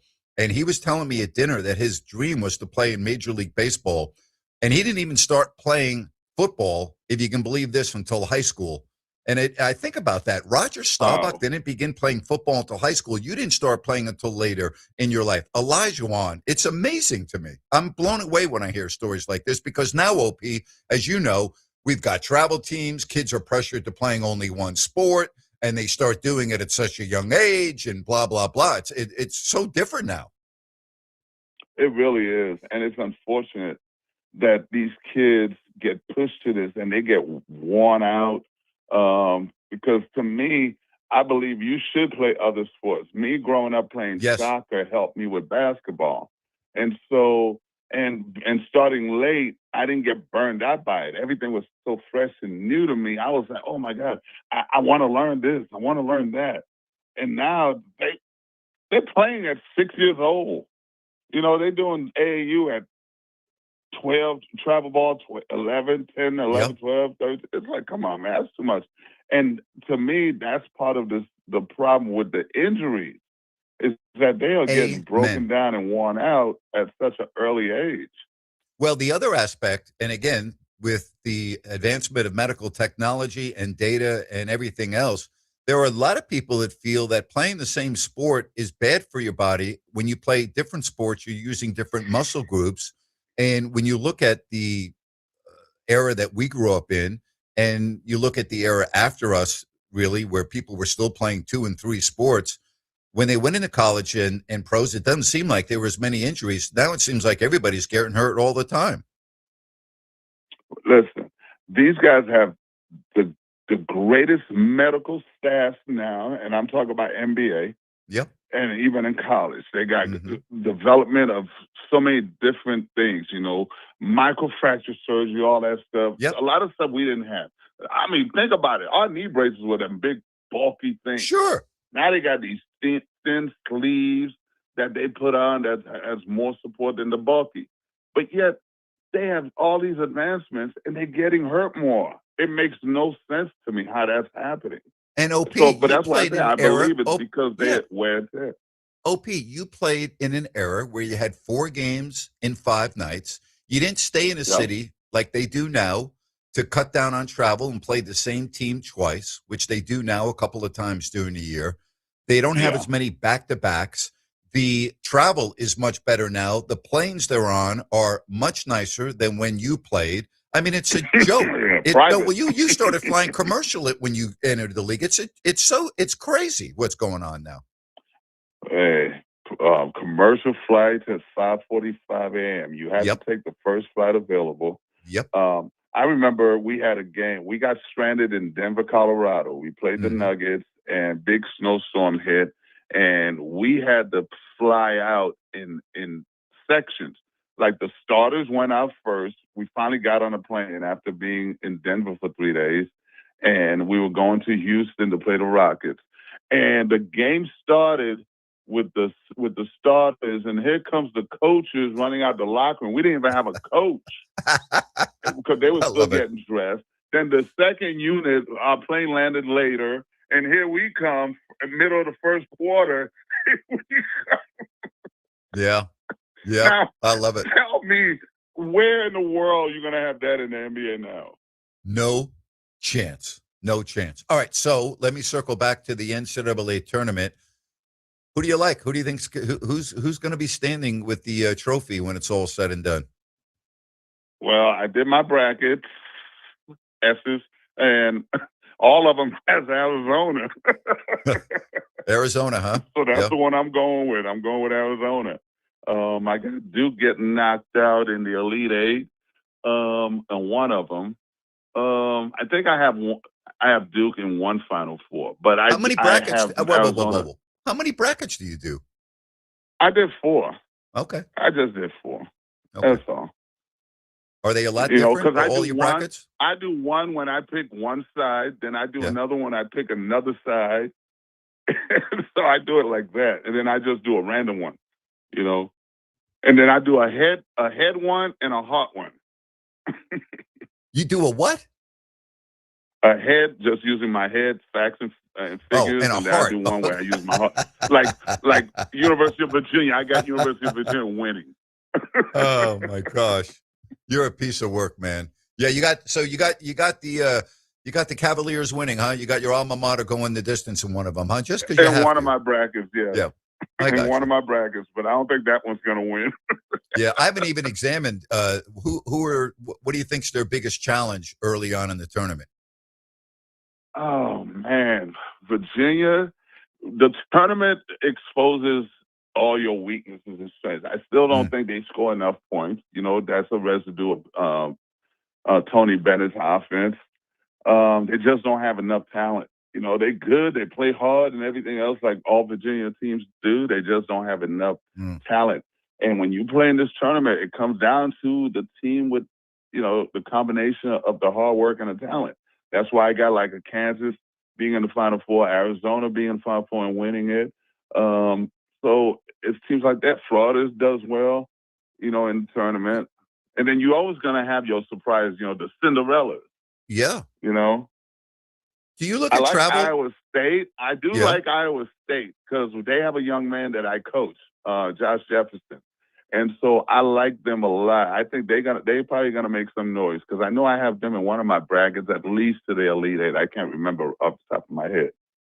Do you look at travel like, for instance, St. John's? You know, they beat Connecticut twice. They've just beat them in the Big East tournament, but they're a 5th seed and they're in the East, but they have to play the first weekend in San Diego. Do you pay attention to that stuff, or do you think we make too much out of where the games are if you're a team like St. John's playing in San Diego? I think it makes a difference, but it also, you know, the players get a chance to travel. So now is what do they do within that travel? Are they going to be out, you know, hanging out, doing God knows what, or are they going to concentrate on the tournament? Yeah. You know, like they might send you to a place where there's nothing to do and you concentrate on basketball, but here you are, you're going to be in San Diego, sunny skies. I mean, we got some of the best weather, especially in San Diego at this time of year. So sure. Who knows? They might all go surfing. You're crazy. I can imagine Rick Pitino seeing his team out there surfing. I want to see how that goes over. Hey, enjoy the games this weekend. I love talking to you. You have a great charisma and just tremendous education from an era that I love talking about. Great stories. Thank you very much, and we'll talk to you next week. All right. Thank you, Grant. Thank you. That's great. I love that. It's one of my favorite segments that I do. It's great. Great stuff. Village Financial Group. Yes, indeed. If you are buying a home, selling a home, and a lot of people now are looking at home equity line of credits because they're locked in with great interest rates, and they're like, I'm going to just use the equity in my home. I'm going to stay put for a while. If that's you, or if, hey, you know, maybe you're getting transferred, maybe it is time for you to sell, whatever the case may be, Spencer with Village Financial Group is your guy. He's experienced. He has access to private money. His Village Financial Group company, he's been in business now for, 26 years, family owned, locally owned. He will do a phenomenal job for you. Call him or text him at 916-805-4868. That's 916-805-4868. Or you can go online to vfgloans.com. That's vfgloans.com. You'll find access to thousands of listings available for purchase. It makes sense to call Spence at 916-805-4868. Village Financial Group, looking out for your best interest. Grant's Rant at 5 o'clock, followed by Marcos Breton. OP, what did you think? I love listening to him. He has great stories. Loved it. We'll be right back here on Fox Sports Sacramento.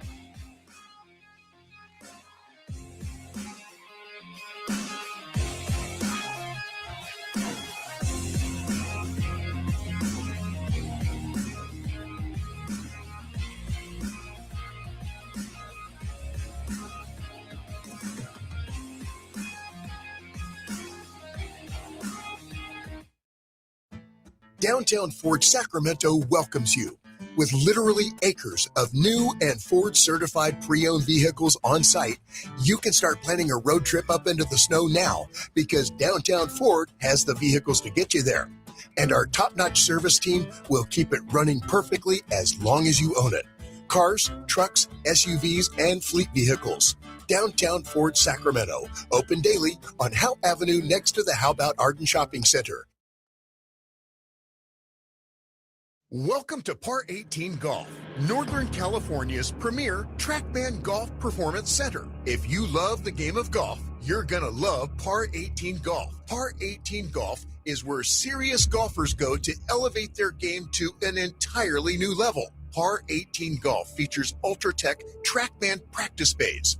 These are the very same golf simulator systems that PGA players use to perfect their game. TrackMan systems use Doppler radar and high-speed cameras that give you instant feedback on your swing.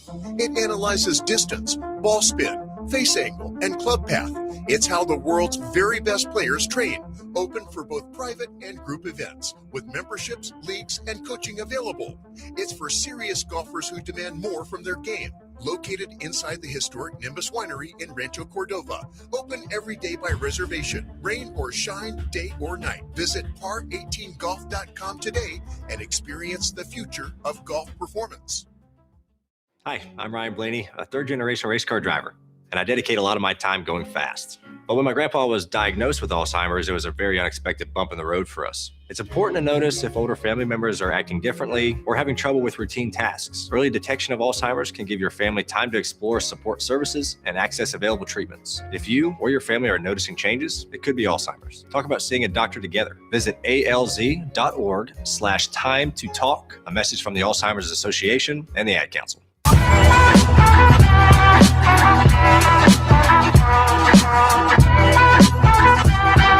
916-779-0929. That's a 20-minute segment every week that I'm just like, I never know where it's heading, Ryan. I never know what direction we're going in. I never know what we're going to talk about. Here we are, ended up talking about Leon the Barber, one of the most infamous fans in the NBA for many, many years in Detroit. We talked about fans in Philadelphia and Washington. Rhino, you just never know where the conversation is going to be going. Just don't know. No, you do not. I do know this, though. When we get around to doing the dandies, OP is probably the leader in the clubhouse for best laugh so far. Yes, no question. Speaking about the leader in the clubhouse, what about the leader for what we're doing for the tournament here? So we're going to do greatest uniforms of all time, best uniforms of all time, correct? Yeah, we're going to take 16 submissions. We will rank them, or we will seed them accordingly. So it's going to be a sweet 16. So send us what you think the best, any sports uniform, the best uniform is of all time. And we will, as the tournament's going on, post polls on X. And you can vote, and whichever one wins moves on to the next round. So I think I'm gonna put one right there. I think the Yankees home uniforms have never changed from day one, with the blue pinstripes, with the NY on their chest, with no names, never had names on the back of the jersey. And the one thing that drives me crazy is to see a Yankee fan wearing a jersey with a name on the back. Now, I understand that the manufacturers very often just do that and they sell them. And so you go buy a jersey and it has the name on it. It irks me when I see a Yankee jersey with a name on it. Like if you go and see the number 99 and people at Yankee Stadium or out and about and the name Judge is on the uniform, get that off. Take the damn name off. That is just not right. Yeah, it's the point of it. You know who the player is by the number if it's a Yankees jersey. That's like, well, it's not like, but people that put their own last names on pro jerseys, it's a little bit weird. And I think the Montreal Canadiens, their sweater, we call them sweaters in hockey, I think that's one of the great uniforms of all time. Okay. All right, so where are you going? Give me an idea or two. Give me a nomination. I'm going to do, what do you think? I'm going to do the Kings 2001 to 2000. Yes, the 2001 to 2002 uniforms where they were either white, purple, or black. I think the purple one with the silver accent, it's a stunner. They've never brought those back, but I think that would be one I would put up. It's hard not to want to put up Notre Dame. It's a classic uniform. Doesn't really change much. I also think about, and don't call me a homer, but the Seahawks, their uniforms, the silver and the royal blue. I mean, the Tampa Bay Creamsicles. There's so many uniforms that we could throw out there. I agree with you on Tampa Bay, their Creamsicles. Those were that was a good look. I would agree with that. So I think Creamsicles probably makes the top 16. I think the Chicago Blackhawks sweater, I think have been phenomenal. And I'm a hockey guy. There are a lot of phenomenal hockey jerseys. What about the Orlando Magic? Again, it's like that lighter royal blue with the silver pinstripes. Yeah. When Shaq and Penny played. Yeah. Those were fire. Yeah. Absolutely. All right, what about NBA? See, the problem with the NBA, it's very limited. I know you just talked about Orlando and you talk about Sacramento, but I'm trying to go back to like different eras. The jerseys haven't changed that much. They have, depending on the franchise. Anything stick out to you from like the Magic Bird era? Ooh, it's a good question. Magic, because they were pretty Bird basic era. back then. You know, there wasn't a lot of flair back then. You know what I'm saying? Yeah, no, not really off the top of the head. I would have to think about it. And we haven't in college. Somebody saying Denver Broncos original Crush or Orange Crush uniforms. I like when the Giants, the football Giants, wear the Sims Giants uniforms. See, I'm a little different. I like the NY on the helmet as opposed to Giants written out because that's the era that I grew up in the 60s and the 70s. And then they went to the new look with it said Giants on the helmet instead of the NY. I'm a traditionalist. I like the NY on it. So somebody said they really like the Vegas Golden Knights jerseys. He said that he thinks that they're a great look, even though they're a young team. What do I think? You know, I got to be honest. I've never really liked their jerseys. I don't like their color scheme. And I say that in that if I was going to have that color scheme, I would do the road jersey, the white jersey, as opposed to the home jersey. I think their white jersey looks better than their home jersey. We've got some Celtics in the chat right there. The Celtics never green. Changed, really. You know? I mean, that's an old vintage. Here we are. It's like the Yankees in terms of it's just always been the same. What about the North Carolina Tar Heels basketball uniforms? Yeah. Those are pretty classic. They really are. Yeah. So it's going to be a lot of fun. So what do people have to do? Just give us your nominations and we will seed them accordingly if we feel they make the top 16.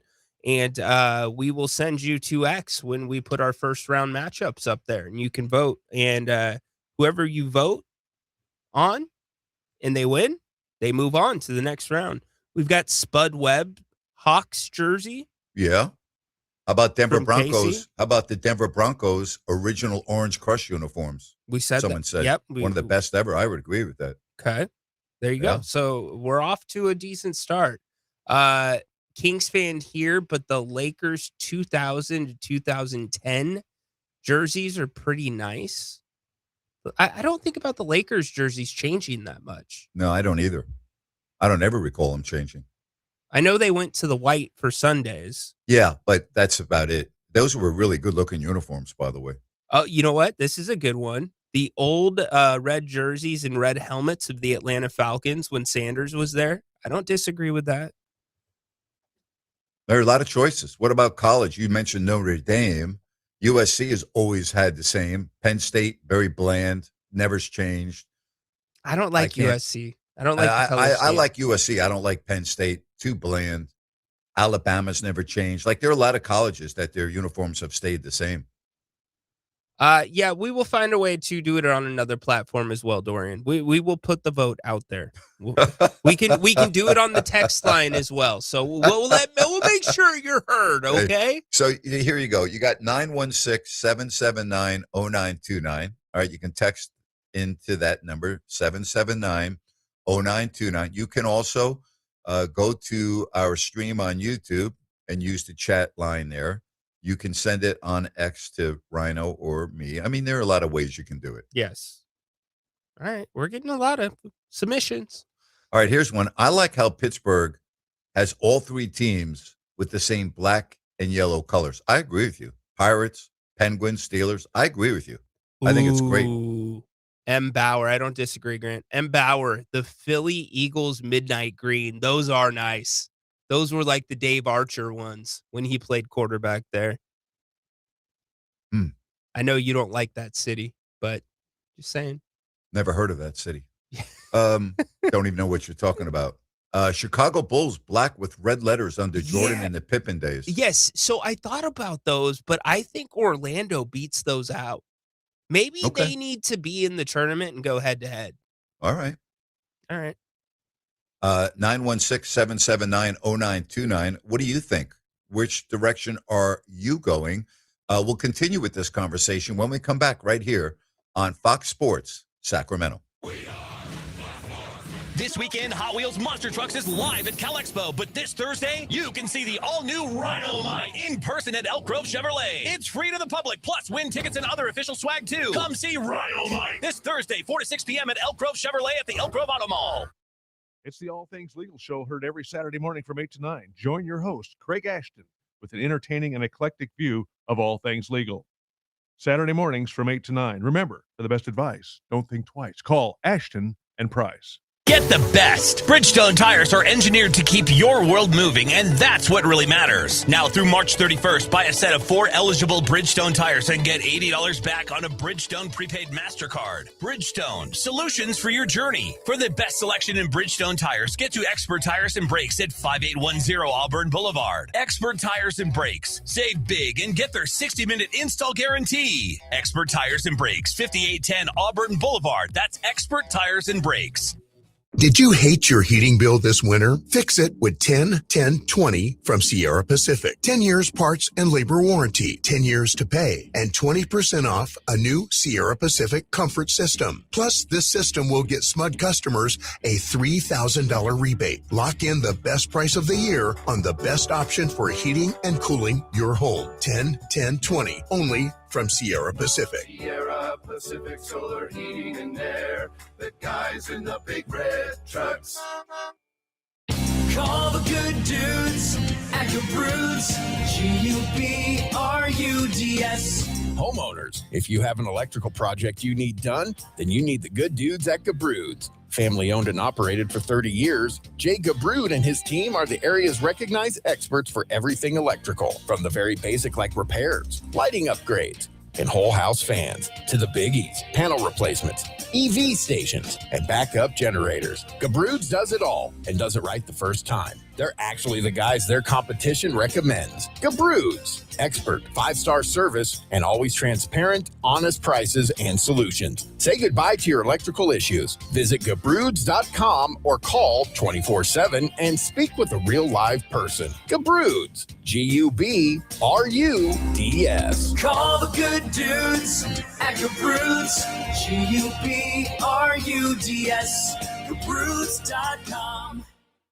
Okay, we are running a car drive right now to help veterans all across America. So if you have an old car, truck, or van, even a motorcycle or an RV sitting around, you can right now give it away and help the vets. They really need your help. And your car will help support the vets and their families. And guess what? You even get a tax donation. Plus, we'll even come and pick up your car for free. And all you've got to do is pick up your phone right now and make a free call. Now is the perfect time to do something good for the vets. Give back to the vets right now for all they've done for this country. And your old car can really help them. So call the Veterans Car Donation Program right now for free pickup of your vehicle. Help the vets and help your taxes at the same time. Call right now. 800-598-0539. 800-598-0539. 800-598-0539. That's 800-598-0539. Downtown Ford Sacramento welcomes you with literally acres of new and Ford certified pre-owned vehicles on site. You can start planning a road trip up into the snow now because Downtown Ford has the vehicles to get you there. And our top-notch service team will keep it running perfectly as long as you own it. Cars, trucks, SUVs, and fleet vehicles. Downtown Ford Sacramento. Open daily on Howe Avenue next to the How About Arden Shopping Center.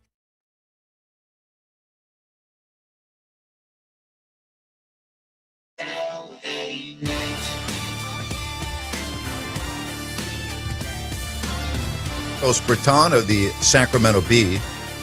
Rhino, I like this one a lot here from the 916. I'm a San Diego Chargers fan. I love my powder blues with the yellow jerseys. Those are definitely going to make it a couple of rounds, I would think. Those are dynamite jerseys. Are we talking about the originals, though? Because there's been so many variations. There have been. Of the powder blues. Yeah. Well, I can't even put that visualization in my mind because there have been so many. But those powder blues with that color scheme and the helmets, those were great. Yeah, I think we go original. I'm there.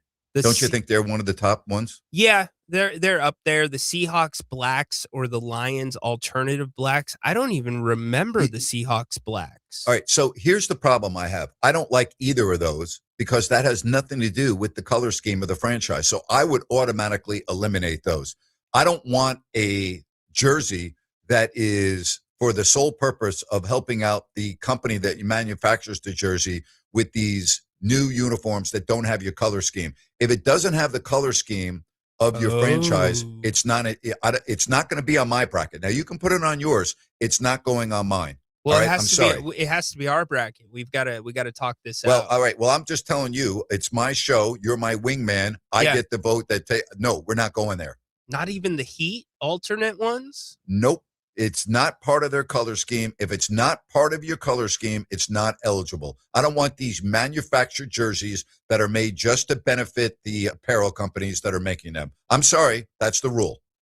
Okay. Now, when you take over for me in the next week or two because of all of the praise that you're getting, then you can have your own rules. You can.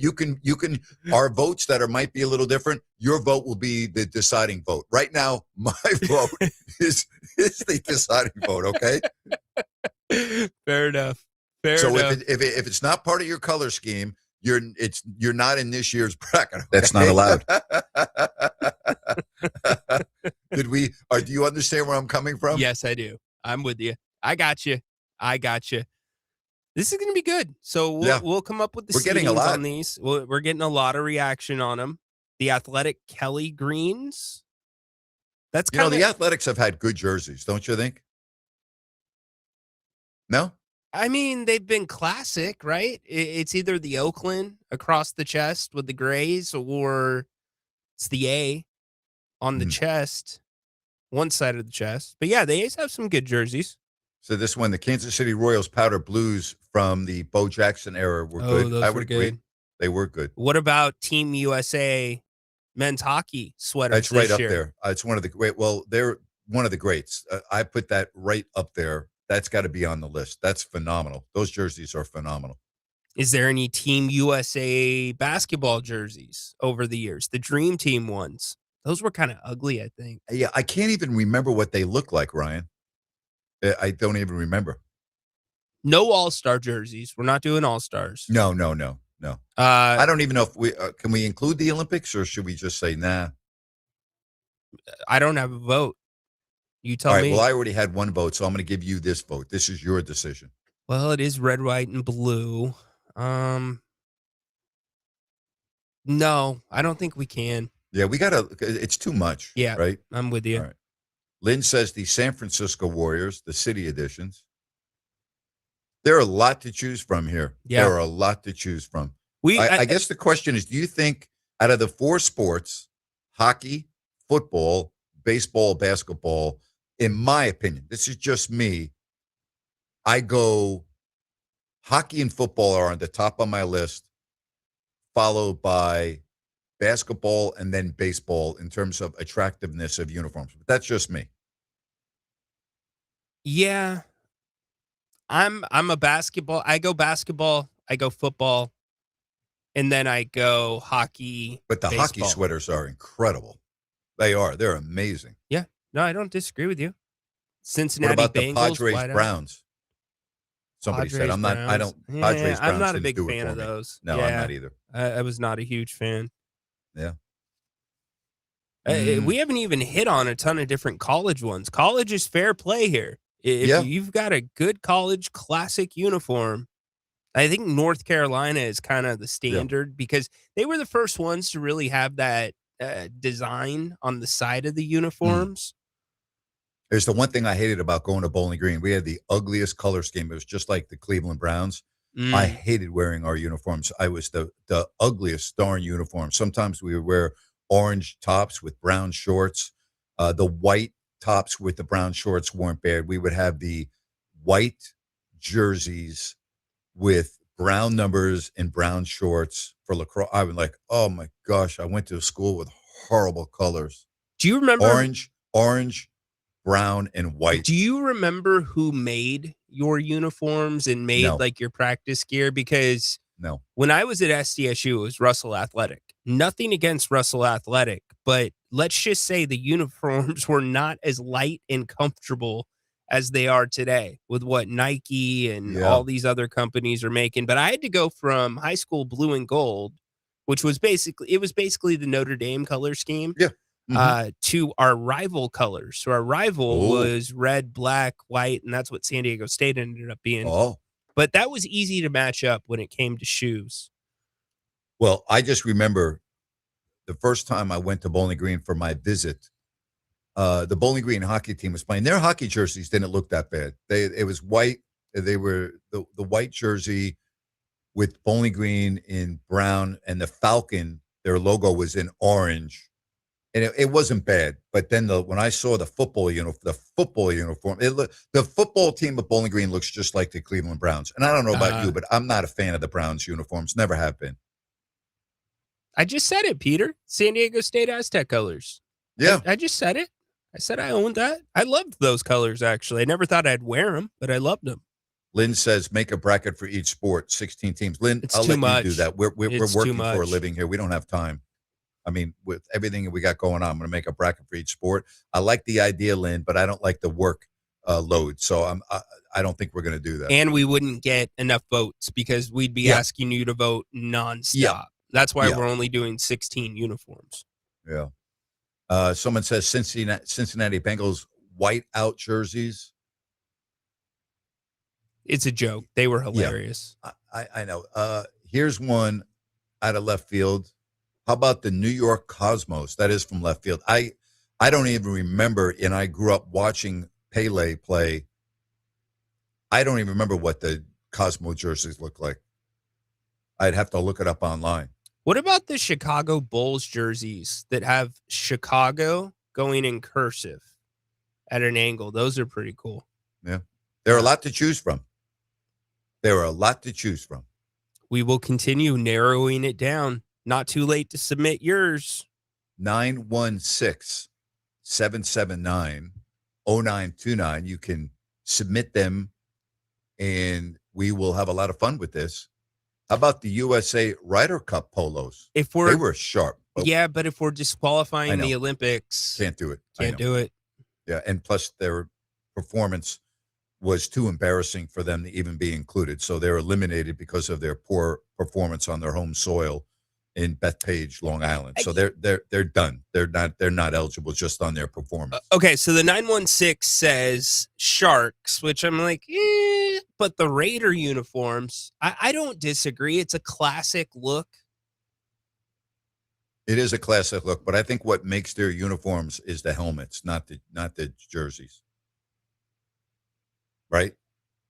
I mean, their uniforms But are very basic with the exception of the helmet. Okay, hold on. You're including the helmet's as important as the uniform. Okay. Well, the helmet's vintage. I mean, that would be on there. Personally, I think the Sharks uniforms are beautiful. I like the teal, the white. I think their color scheme is great. I think their jerseys are great. I've always enjoyed the Sharks jerseys. I think they're a sharp looking sweater. Sweater.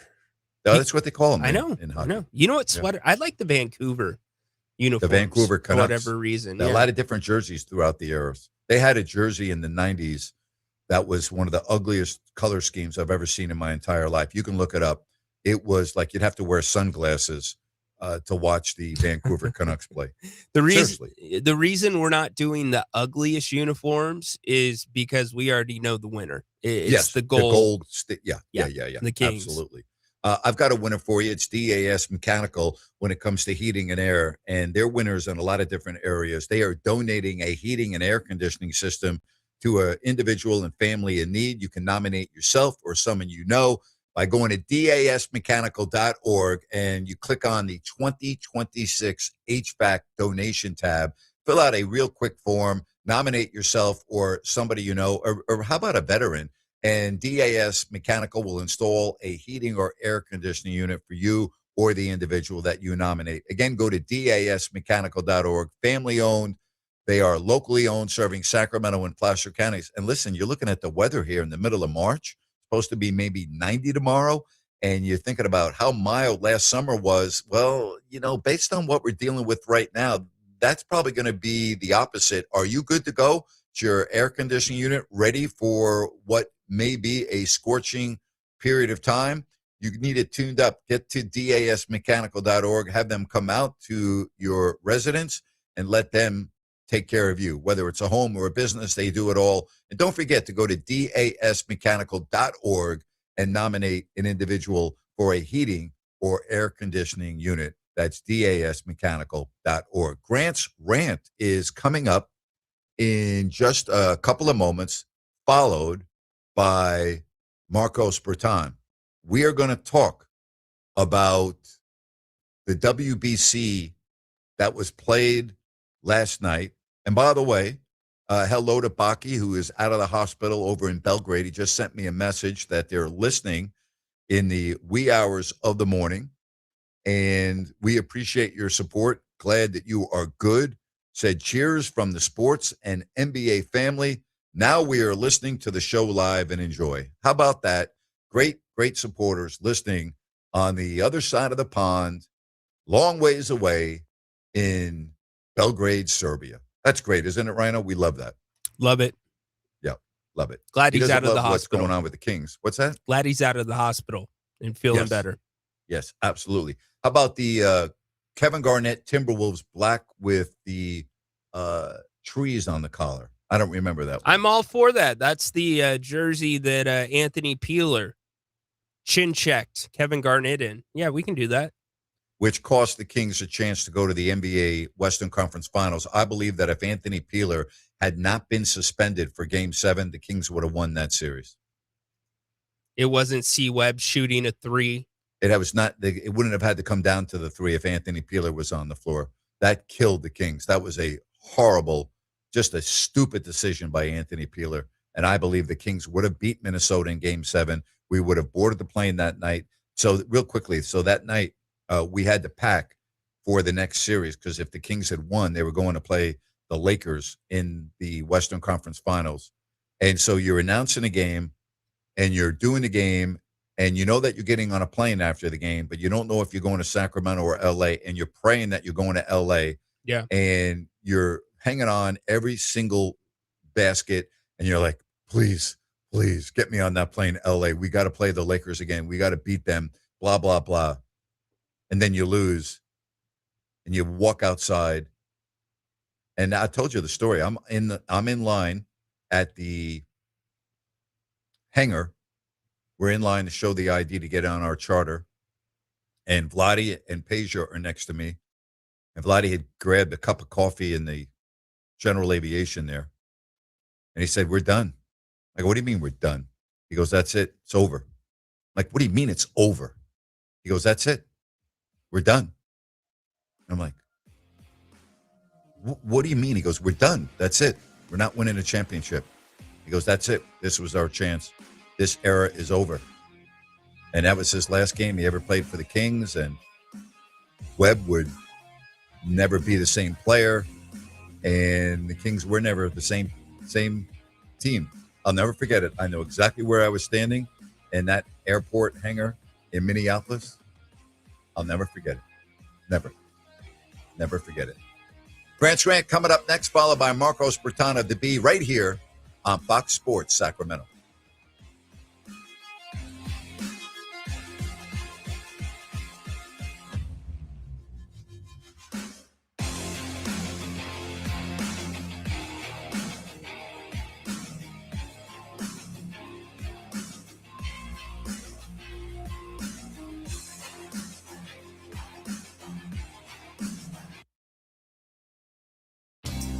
You've been saying you're going to pay better attention to your home's honeydews. Check one off your list right now by calling Gabrud Services to schedule a 12-point inspection of your home's electrical system. The safe rule of thumb is every 5 years for an inspection. If it's been 5 years or more, call Gabrud's now. A qualified technician will provide a thorough inspection of the electrical system to ensure it's safe or alert you to potential problems. At Gabrud's, electrical work is all we do. We are the area's recognized experts for anything electrical, and our number one priority is ensuring your home and family are safe. You've been saying you'll pay better attention to your home. Stop saying it. Make the call to Gabrud's. Talk with a real person and schedule your 12-point inspection today. Gabrud's, locally owned for more than 30 years. G-U-B-R-U-D-S. Call the good dudes at Gabrud's. G-U-B-R-U-D-S. Gabrud's.com. I'm Dan Patrick, and this is Above the Noise. At first glance, opening night of March Madness doesn't exactly scream must-watch. A pair of 16 seeds and a matchup of 11 seeds rarely moves the needle for the casual fan. The 16 seeds may be long shots. History has made that clear. As for the 11 seed games, well, that carries far more weight than it appears. This is where March has quietly built some of its most compelling stories. 6 different 11 seeds have crashed the Final Four. LSU, George Mason, VCU, Loyola Chicago, UCLA, and most recently, NC State. It's a trend. They're not your typical underdogs. They often are battle-tested, overlooked for one reason or another, but talented enough to win a few games in a row. That's the beauty of the tournament. Only takes one game to spark a run, and once that starts, the seed next to your name doesn't matter. If you're looking for some madness to begin, history tells us the 11 seeds are a pretty good place to start. I'm Dan Patrick, and this is Above the Noise.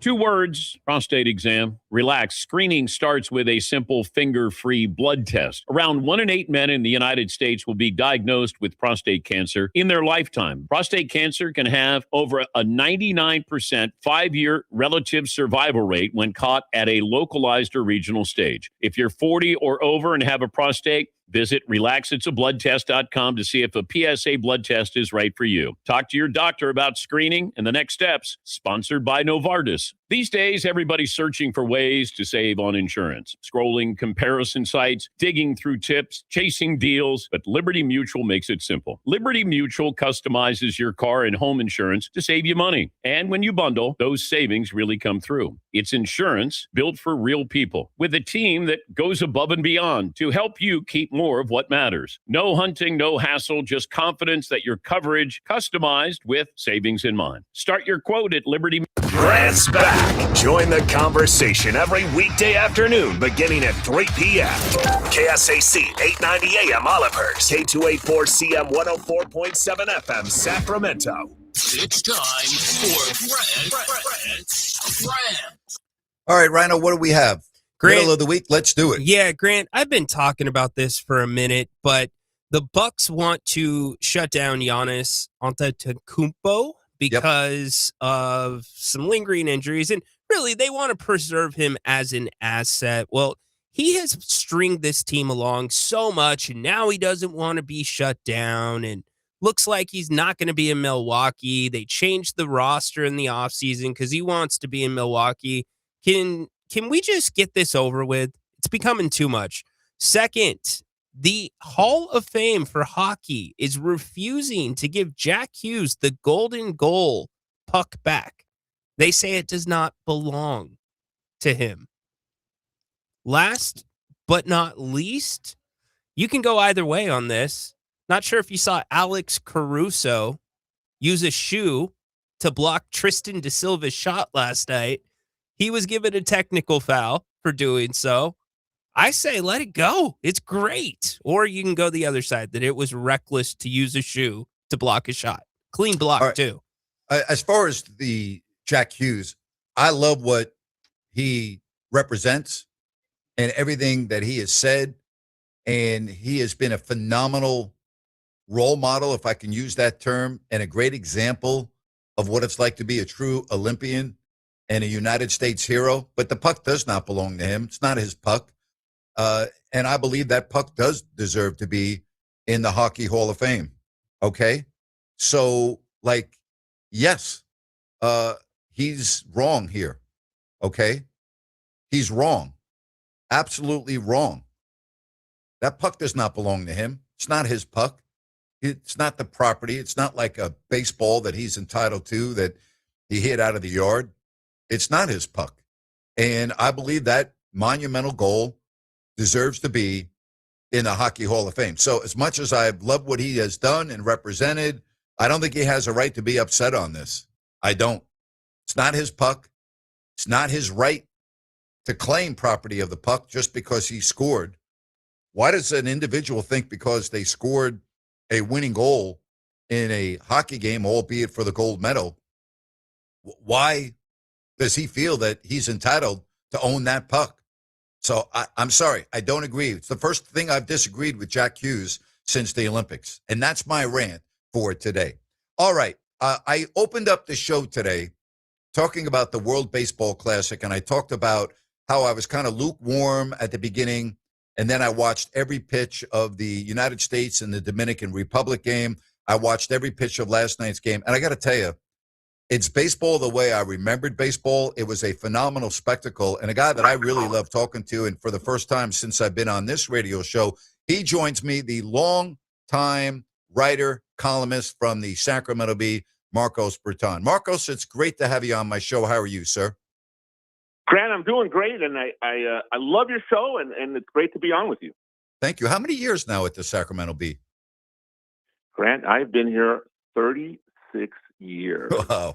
And if someone had told me in November of 1989 that I would still be here in 2026, I would have laughed. But like you, I fell in love with Sacramento, and here I am.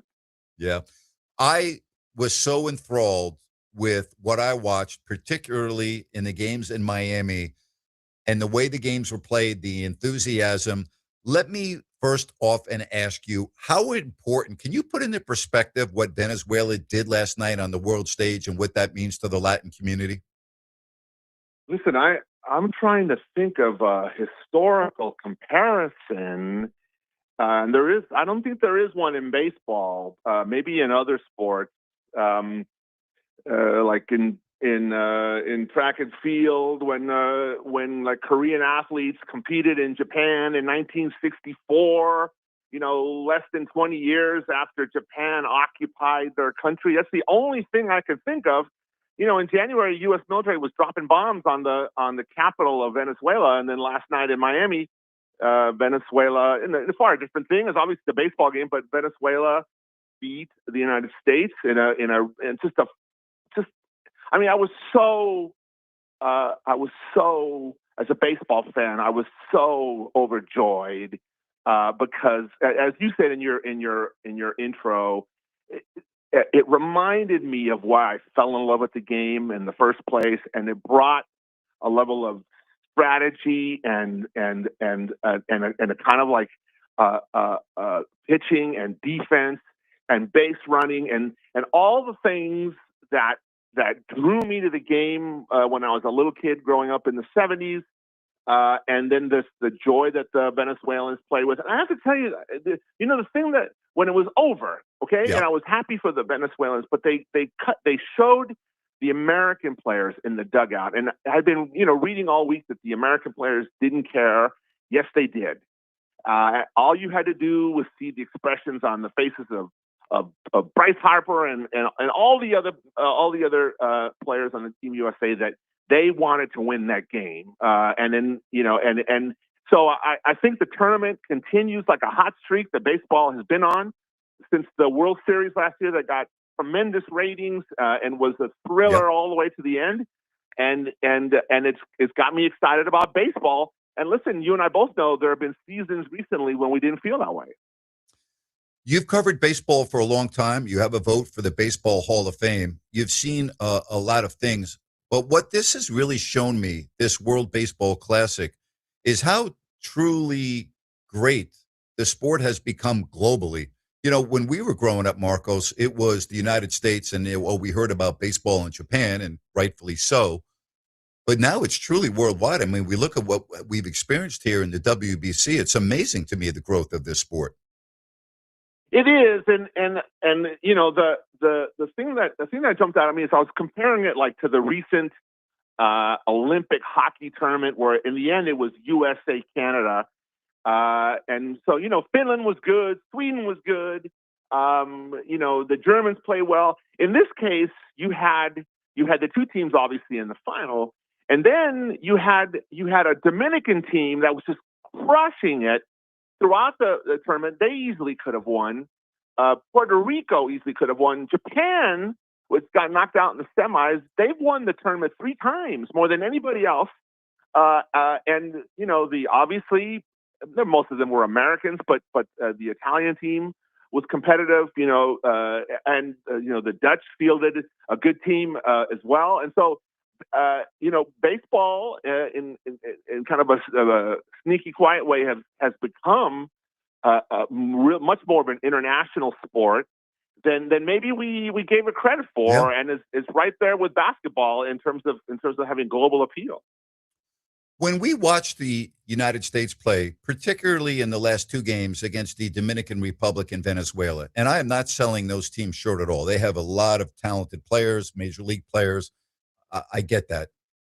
Are we seeing the problem with baseball in this country right now? And I believe the decline of the popularity in Major League Baseball, that the ball's just not in play enough. It's like it's either a home run or a strikeout. Obviously, I'm being a little generic here, but that's really what we're talking about. The ball, to me, Marcos, and it's one of the reasons why I haven't watched a lot of Major League Baseball. The ball's just not in play enough for me. It's not, and it's definitely a bias that I have. Listen, I get excited about a home run just like the next person, but the game has become, I think, a bit stale.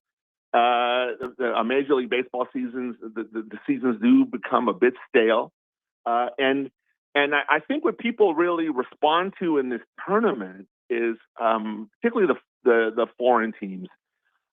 You know, how badly they want to win, and the joy that they play the game with, and I do think that you know, I mean, you can't, you know, the intensity and the joy that you saw in the World Baseball Classic over a week to 10 days, however long it was, you can't translate that over a 162 game season. I mean, sometimes the dog days of summers are just the dog days of summer. Yeah, but you can't. But, right.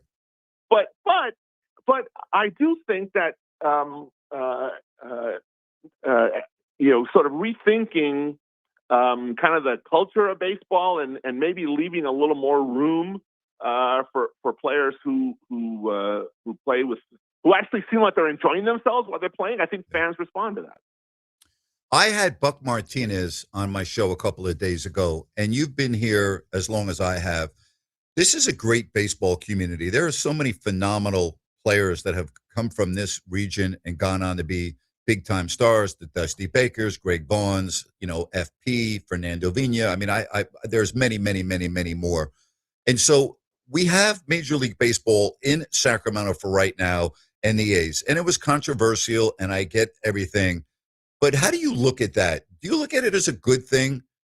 Were you on board with the A's coming here temporarily until they could move to Vegas? I can't remember what your view was on that. But after they've been here for a year and we get ready for a year or two, what's your viewpoint on all of this?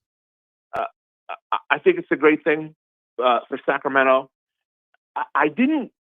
Listen, everybody's entitled to their opinion. I understood why some Bay Area commentators were upset that the A's left Oakland. I was a little more mystified when some folks in Sacramento felt the same way, in that this isn't like Sacramento. This isn't like when Seattle tried to take the Kings. I kept hearing that comparison. It's just not true. The NBA owners never voted to leave Sacramento. They rejected it twice, whereas the major league owners were done with Oakland, and that had nothing to do with us in Sacramento. And so if they hadn't come to Sacramento, if somehow people had said, no, we don't want it to happen here, they would have gone to some other city to play a couple of years before their stadium in Las Vegas was ready. And so having them here, I think, is great for the fans, but it also demonstrates that it could happen here. And, the mayor of Sacramento and the mayor of West Sacramento are going to have a public event sometime in May where they put more details behind what they say is going to be a formal bid for an expansion team in Sacramento when Major League Baseball expands in 2029. And I think that's great, and I'm fully behind it. I think a lot of people are, and I think that we could support a team. See, I disagree with you on that. I think that you could support a team from a fan perspective. That would not be the issue. I don't think this market is big enough. I don't think it's a big enough radio TV market, regardless of what you say, being the 20th market. It comes down to dollars and cents. It's a hyphenated market because it includes Stockton and Modesto. I don't think there's enough corporate money in this area. And on top of that, you don't have a stadium. It's not like you could play where they are now in that stadium for Major League Baseball. I don't agree with you. I don't think Major League Baseball would put a team in Sacramento. I don't think it would be anywhere near the top of the list based on other cities that want baseball. I think it's a crapshoot. Now, I don't have a problem with the mayor. I don't have a problem with the city leaders trying to go out and make a bid and make it happen. I just think it's very, very remote of it happening. And I hope I'm wrong, by the way. I would love to see it. Listen, the opinion that you've had is one that I've had for years. But when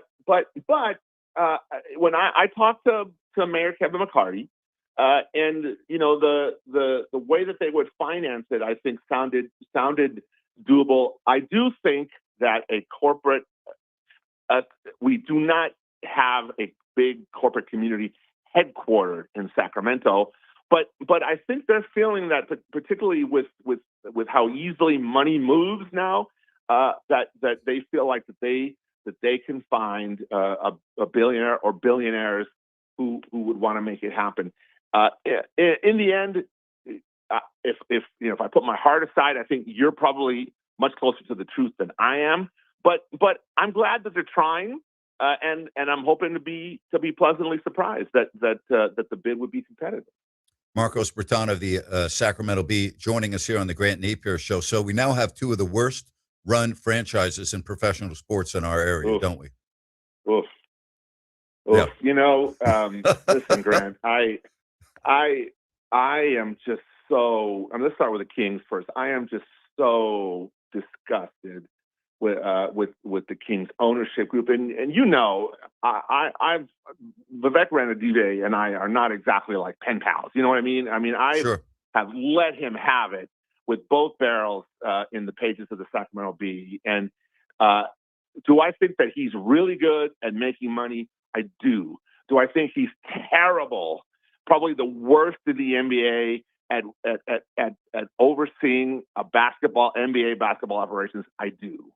And I went to only one game this year. I'm not going to another one. I'm not giving them my money until or unless they can demonstrate that they're going to put a good product on the floor. They made moves last year that I'll never understand, and it's been a revolving door of coaches and general managers since Ranadive got here, squandering all the goodwill that people felt when we saved the dang Kings from leaving to Seattle, all for this.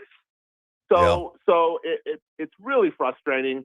I have nothing good to say about it right now, and I hope that I will someday. But I feel like I've been fooled enough times already. We talked about this on my podcast, but I think people would be interested in knowing, because you've been in the newspaper business for a long time, spanning several decades. You've seen so many publications become extinct, out of business. Everything is online now. I used to love being able to pick up the paper and hold it in my hand. Yes, you can still do that, but not a lot of people do. I used to love traveling and going and buying the Chicago Sun-Times or the Daily News or the New York Post, and I would have ink on my fingertips after reading it. Like, I love that. I just love reading the paper, and we don't have that now. Everyone is online.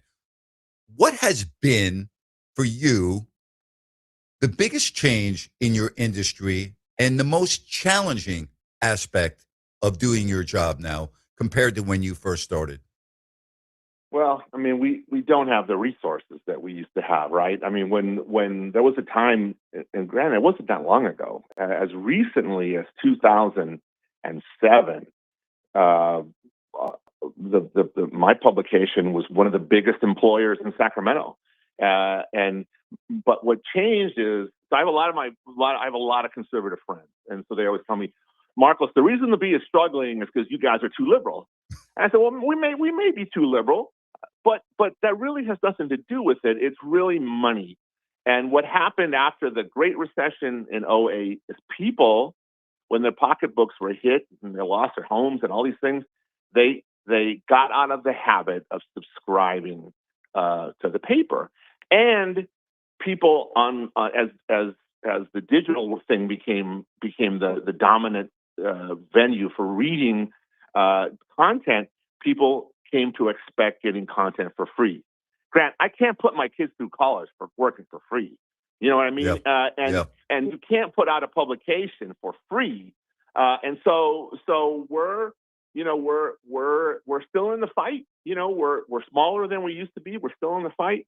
You know, we still seem to piss off a lot of people. So we got that going for us. But are things different now? Yeah, but the whole media empire has changed. And listen, unless you're named the New York Times, you're in a fight for your life right now, and that's what we're doing, and we're still standing. I've told you this privately, but I want to tell you this publicly. We've gone at it at times over the decades, you and me. But the one thing I've always respected about you, you're able to communicate and listen to other people's viewpoints. You talk about political. I guarantee you that you could sit down with people that have opposing views of you over a couple of beers, and at the end, you would shake hands and hug and go, hey, that was great. I don't agree with you, but it was great. I just see the biggest problem in our society now in this country. People aren't willing to communicate, and I've always respected you about that, regardless of your viewpoint maybe being different from mine or somebody else's. You could pick up a phone, or I could meet with you, or what have you. We could have a conversation and talk about it. There's just not enough about that anymore, and I wish we could get back to that. Yeah, and it seems to be getting worse, actually, and I think it's bipartisan. It's liberal and conservative and everything in between. And and so to me, so there was a time where you and I were really going at it, and so I thought then what I think now is like, you were going after it like you were supposed to, and I was doing the same. And I think in that sense, it's because we both sort of came up in a time where that's the way it was, and somehow something changed. So like when you left town, and I wrote several times like, what happened to Grant is unjust. He needs to be here, and people were like, I thought you and Grant hit each other. I'm like, we never hit each other. We certainly went at each other. But to me, it's like something is right or it's wrong, and that's what it should be about, and not a personality thing. So, but we seem to be losing that now. Yeah. And there's people like boycott things, or all of a sudden they want to cancel people. People try to cancel me many times, and I just can't get behind that. That's not the way I think. And the fact that you're on the radio in Sacramento, to me, is a great thing. And I hope you'll be on for a long time to come. Well, I appreciate that. I think that one of the biggest problems in society is people don't know how to say they're sorry anymore. I make mistakes. I don't have a problem going on the radio and saying, hey, you know what? I blew that. I'm sorry. You don't have a problem with that. I have Olden Polynice on my show every week now, and he's great. And Opie and I went at it similar to the way you and I did for a while. I remember. Yeah, well, you know what, Marcos? You remember, and Opie wouldn't mind me saying this. So we are in the Read to Achieve promotion that the NBA is doing, and I am at a middle school with half of the team, and each player had to take a letter from the word respect. And Opie is standing next to me, and he has the last letter in the word T. And he gives the most eloquent speech that I've ever heard a professional athlete give to young people. And it was all about think, before you act. And he says, letter T in respect, think before you act. And he went into this whole thing.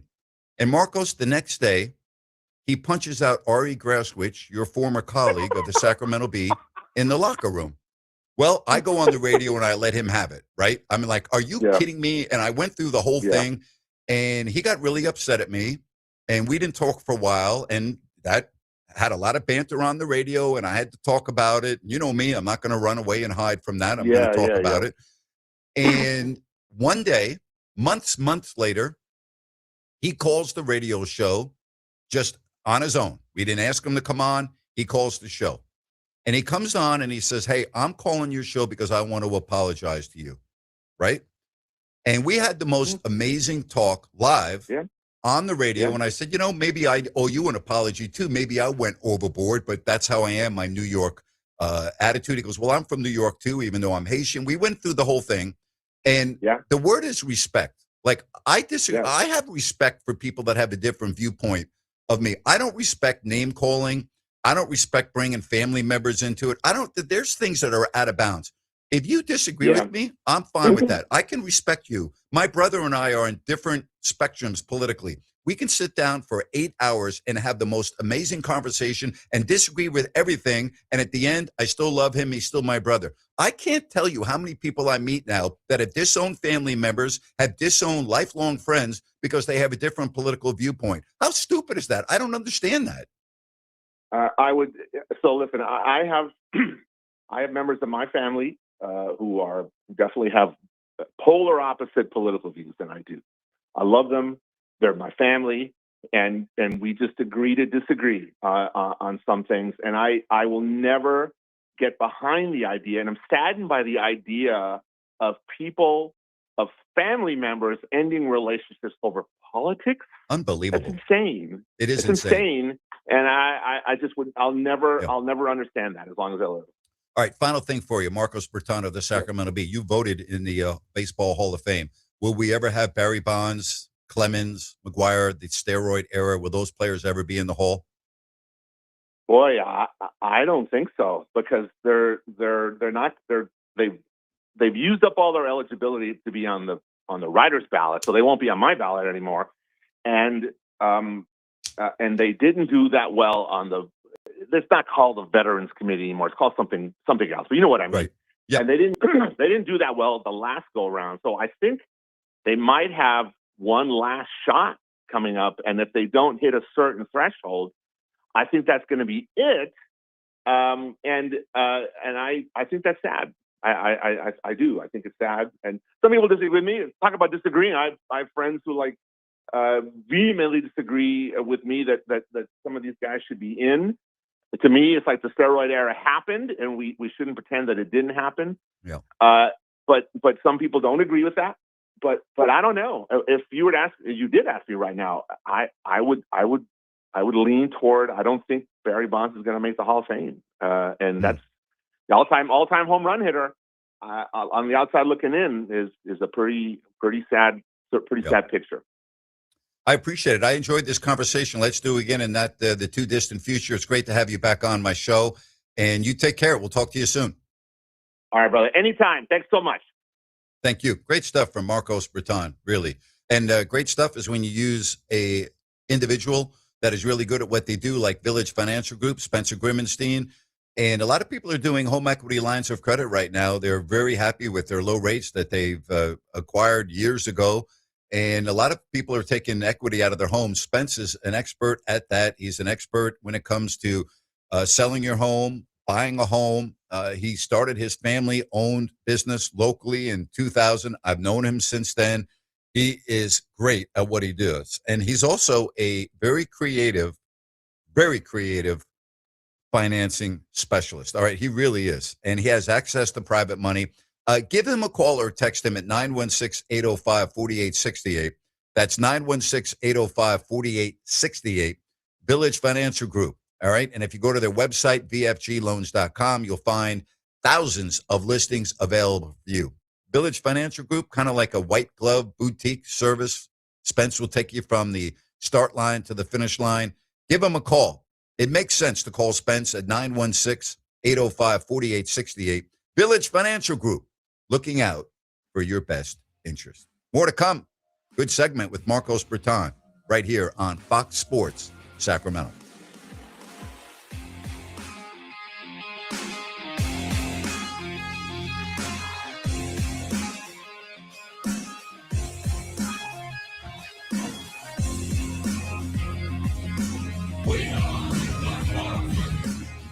Downtown Ford Sacramento welcomes you.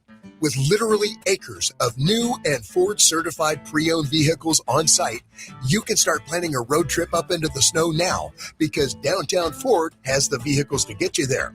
And our top-notch service team will keep it running perfectly as long as you own it. Cars, trucks, SUVs, and fleet vehicles. Downtown Ford Sacramento. Open daily on Howe Avenue next to the How About Arden Shopping Center.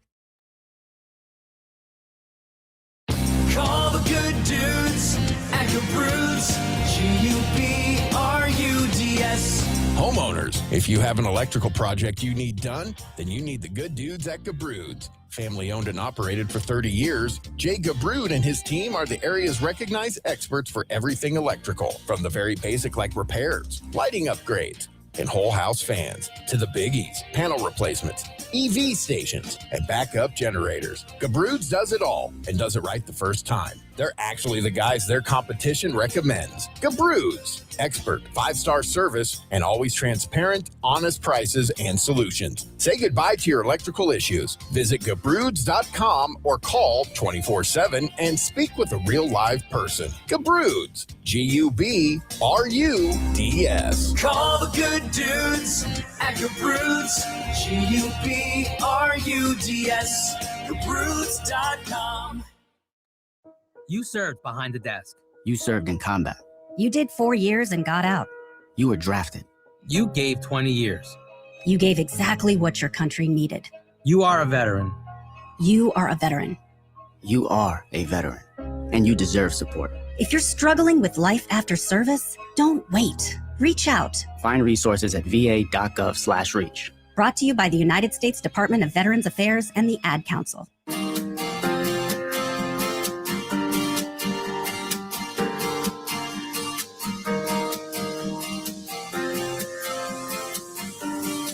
That's a great segment with Marcos. In my opinion, I love conversations like that where you can talk about anything. Really, really awesome. All right. And he's been in this market for a long time. He really has. And, we used to go at it. He used to write sports columns that I didn't agree with. And we got into it once over Bobby Jackson. And, listen, I didn't make it personal. I would use my New York personality, and maybe I went overboard with it. But like a lot of people don't understand like what I do on the radio. Part of it is like to stimulate my audience and to have a lot of people listening. It is my personality. It's not like I'm manufacturing stuff, but I can get very animated. And the one thing about Marcos, he would always come on my show when I asked him to. And I always respected him for that. He could have said, you know what, you've been really hard on me. I'm not coming on your show. But he would come on my show. And I have so much respect for people that can dish it out, and I dish it out, but you can take the heat. Marcos dishes it out, but he can take the heat. There are a lot of people that are too sensitive that, we're blackballing Grant Napear because he was too hard on me. Marcos is way above that. I'm way above that. Always have been. Let's get to Lynn. Lynn, you're on with Grant Napear. Go ahead. Grant, that was a great segment with Marcus. I'm glad that he returned to your show. He was always great on the podcast and your other show. So it's great having you guys debate like you used to. I had a chance last night, Grant, to watch the Spurs and Kings. But you know what? I had to go and watch the WBC because I knew what was going to happen with that Spurs-Kings game. If I want to watch the Spurs, I want to be able to watch them in a competitive game. But that WBC, you are 100% correct how good that was. And why can't Major League Baseball go back to that? I mean, that's just, they had it figured out. And I want to ask you, do you have Amazon Prime, Grant, for deliveries? Yes. Okay. You know how you and Ryan the other day was talking about trying to find the NBA Yep. because it's on everywhere. They're actually on Amazon Prime. And I'm just wondering, Grant, how much my Amazon Prime that my wife gets going to cost me in a couple years? Because they had a game, Hornets and Spurs, on Saturday, and it only had 475,000 viewers. It got beat by Bastis and Grant on Fox. Wow. So, I mean, how much is Amazon going to have to raise my free delivery to pay for this failure of having the NBA? It's a on great there? point. It's a great point. Because, It's a great point. yeah, and that's one area I get into sports really I like to look at is I'm a huge business guy, and I always look at the business side of sports, and I'm always looking at the different stuff like this, like Ryan does with his price picks. I'm always looking at the business side of sports because I find that very interesting. Yeah. And I just thought that was so interesting to see that number. I'm like, holy Toledo, that is just crazy. Well, Very Grant, much so. good show as always. Take Thank you, care, bud. and thank you for having me on. Appreciate that. Bye-bye now. Yeah, I agreed with Ryan when he made that comment, I think last week or the week before. It's very difficult to know where the games are and to locate them and all the, especially if you're dealing with paywalls and you don't have this and you don't have that. I think we all need to get used to it. Ryan, you mentioned this, but I think it's not, we're not going back to the way it used to be. Those days are over. Especially when it comes to your home broadcast that you get 82 times a year. I think that's going to end up being behind some type of wall where it's kind of a buffet thing through the NBA. You can choose one team and pay a certain price and get all of their games. Yeah. Well, I tell you, it better not be pay as you go because there would be nobody buying the Kings product right now. It's a or great very point. few people. Yeah, no, it's a great point. I'm also turned off by what they've done with Inside the NBA on ESPN. How so? I just, it's not the same. They're not giving them the same time. It feels rushed. That should be the darn flagship anytime that the NBA is on ESPN. But instead, you get panels of Malika Edwards and It's terrible. the group that does 5 shows during the day on ESPN. Like, Terrible. let those guys take over. It's Yep. just rushed. They're not getting to do it the right way, and it comes across that way. And it's almost, to me, disrespectful to that group. Maybe it would have been better not to do the show at all. Well, we'll never have what we had on TNT. That just will never exist. They had an open platform, and time was not of the essence. In other words, they could just do what they wanted as long as they wanted. And it was the best, I think, the best studio show, maybe in the history of sports television. Definitely the best in my lifetime. I would have to go back to the NFL Today show on CBS with Brent Musburger, Irv Cross, Phyllis George, and Jimmy the Greek. That was the beginning of those shows, and that will go down as maybe the greatest studio show in the history of sport because they were so ahead of their time. They had a woman and an African American on their set with a gambling expert. Okay, so think about that era, Ryan. Think about that era of having Brent Musburger with a gambling expert, okay, with a woman in sports broadcasting, which was Phyllis George was a pioneer, and Irv Cross, all right, an African American on set. So think about that. And they were great. They weren't good. They were great. And it was must-see TV. I don't know about you, and I mean this. I can't remember the last time I watched an NFL pregame show on any of the networks. I now will not turn the game on until it's kickoff. I don't watch any of the nonsense that's on the pregame shows anymore. It's gotten too much for me. I can't do it. It's background noise for me. I'll have it on occasionally. I don't wait. It's not appointment viewing. I'm not turning it on at 9 a.m. to see them. I thought what you said about, or with Marcos, about being able to go out, have a 3-hour conversation, disagree, and walk away and say, that was good. That was good. That's what happened on the Inside the NBA so many times. Yeah. Those guys would disagree, but at the end of the day, it was all love. And I appreciate that. That's one of the beautiful things that I enjoyed about moving from here to Florida when I moved there in the fall of 2020 is nobody knew who I was. So there was no preconceived notions when somebody would meet me. Oh, I'm talking with the guy that's on the radio that yells at people and calls people morons, or is the Kings play-by-play announcer. So like we started from ground zero. And I probably had some of the most amazing conversations that I've ever had in my entire life with people that didn't look like me, didn't sound like me, weren't my generation. I'm talking about from the countries in South America, sitting with people from Colombia, Venezuela, right? Argentina.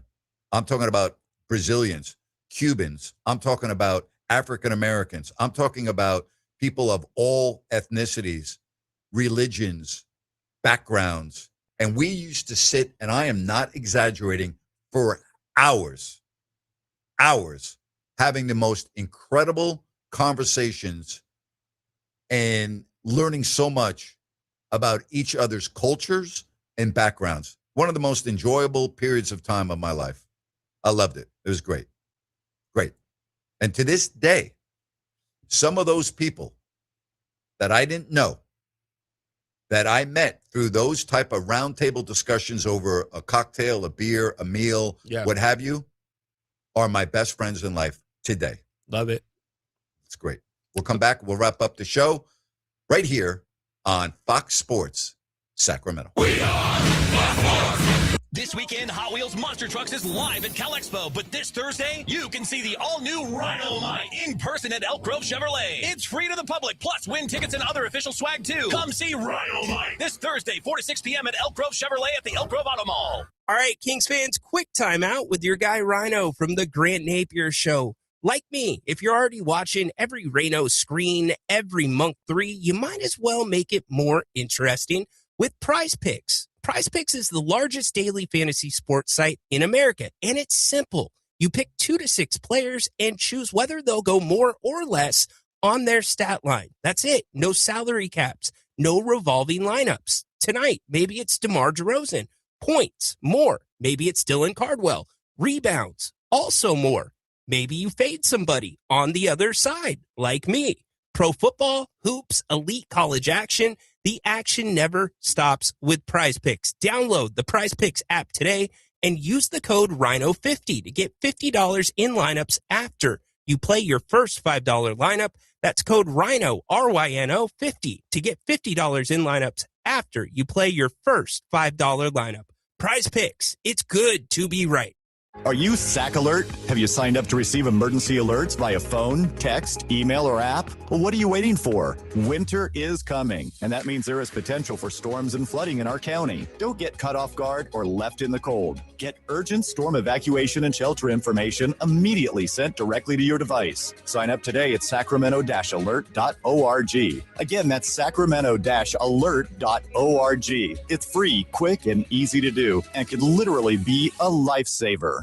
Okay, we are running a car drive right now to help veterans all across America. So if you have an old car, truck, or van, even a motorcycle or an RV sitting around, you can right now give it away and help the vets. They really need your help. And your car will help support the vets and their families. And guess what? You even get a tax donation. Plus, we'll even come and pick up your car for free. And all you've got to do is pick up your phone right now and make a free call. Now is the perfect time to do something good for the vets. Give back to the vets right now for all they've done for this country, and your old car can really help them. So call the Veterans Car Donation Program right now for free pickup of your vehicle. Help the vets and help your taxes at the same time. Call right now. 800-598-0539. 800-598-0539. 800-598-0539. That's 800-598-0539.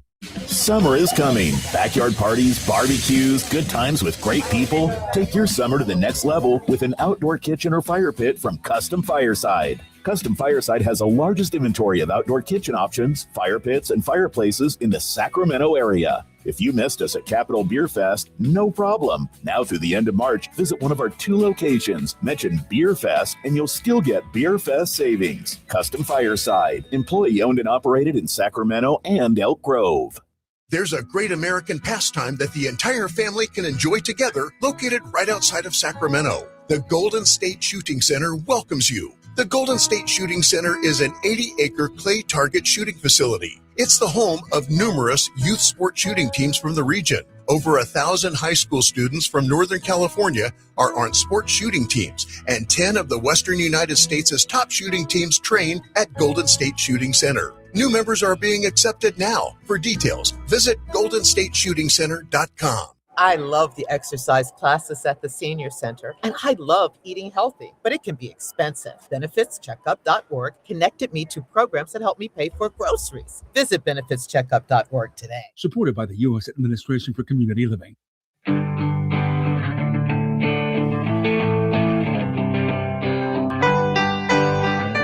Final segment right here on Fox Sports Sacramento. Say, Grant, you brought up R.E. Graswich. What was your relationship with him? If I recall, he was a pretty opinionated guy. He was very opinionated. That was his job. He was the beat reporter for a number of years.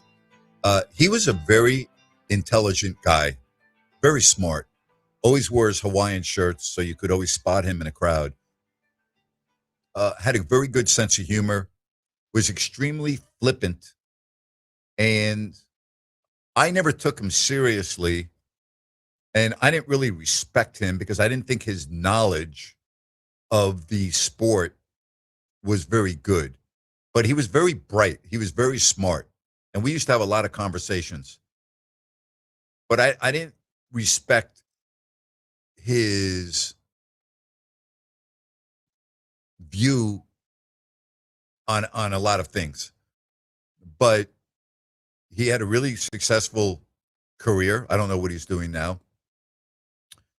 He was somebody that was disliked by many because he was very opinionated and was not afraid to be very coarse in his stories for the Sacramento Bee, which I did respect that part about him. But he, like, for instance, he didn't vote for Michael Jordan one year for the MVP. And he was the only one that didn't. And it was like, why didn't you do that? Well, I knew I was going to win. I was trying to give somebody else a chance to move up to get second or third. You know, it was stupid, like things like that. But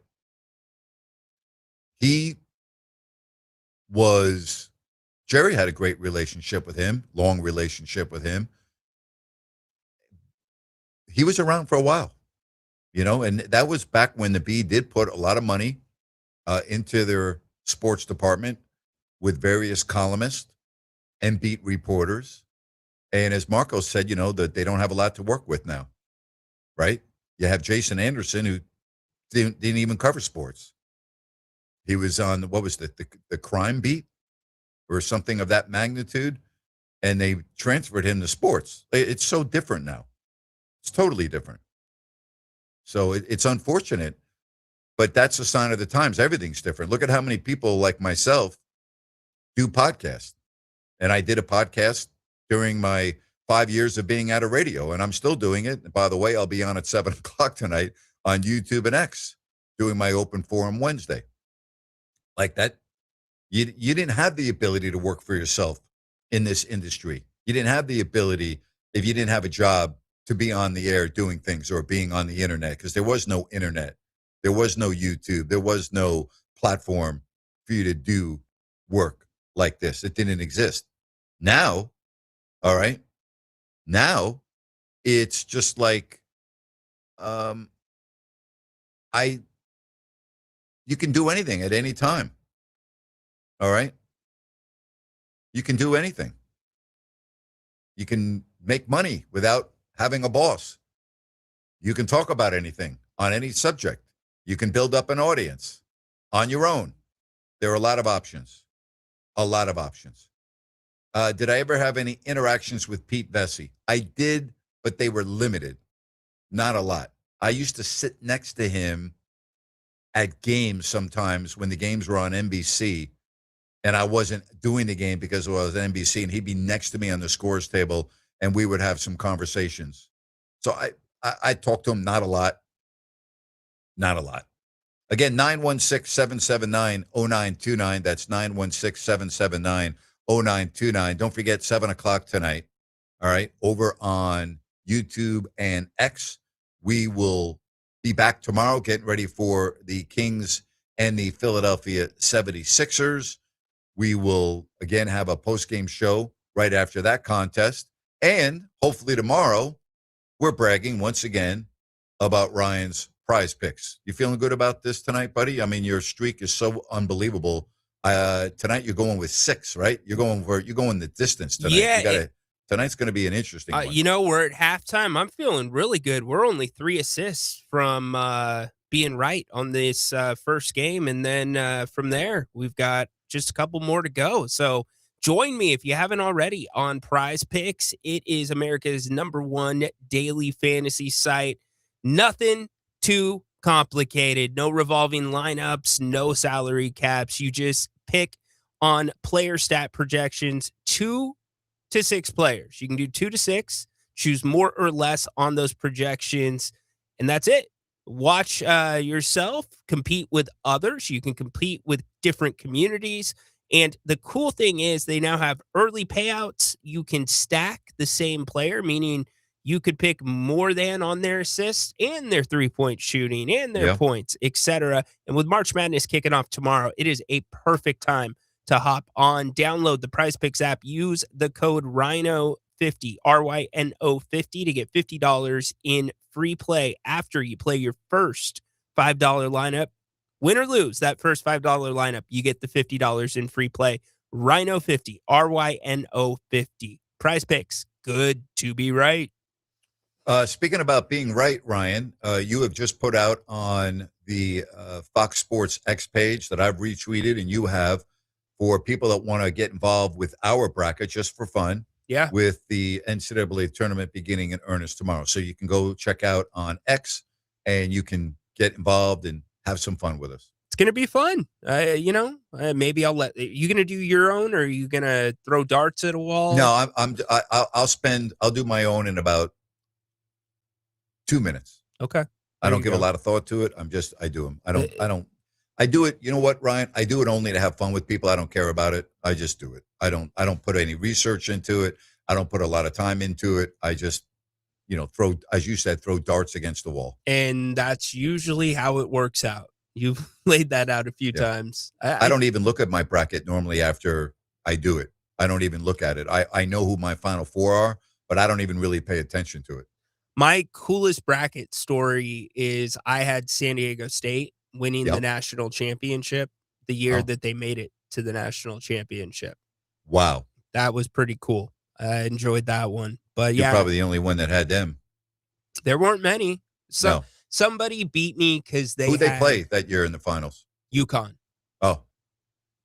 Yeah. I still remember thinking, like, are they really in the final? Like, you know what I mean? It's just like OP said, wait, I can't wait to watch the Final Four. Wait, I'm in the Final Four. Hey, I mean, I wonder how many people have said that while they were in their hotel room. Like, oh man, I can't wait to. Oh, wait a minute, I'm in it. So true. I used to wake up or get ready to do games, and I'd always have the news on. I would always have the local news on. And then they'd come and do the weather, and they'd be standing in front of the map of the United States, and I'd be like, where am I? Like, I'd be like, where am I in that map? I'm not kidding you. I'm like, where am I tonight? And there were times where you would like go, whoa. I always told you the story of standing on the floor with Jerry Reynolds at Madison Square Garden. We had a game that was postponed in New York that was made up at the beginning of a 7-game road trip. So we were supposed to open up the road trip in San Antonio, and all the travel for the whole trip had already been planned, right? Mm-hmm. So we fly to New York on a Saturday, and from Sacramento, and I'm standing on the floor at Madison Square Garden right before the game starts, and I go, Jerry, I go, have you thought about this? I go, we are standing right now on the floor in New York, and tomorrow night we're going to be sleeping in Orlando but we have a game first here in New York against the Knicks, and then tomorrow against the Spurs. And he goes, what?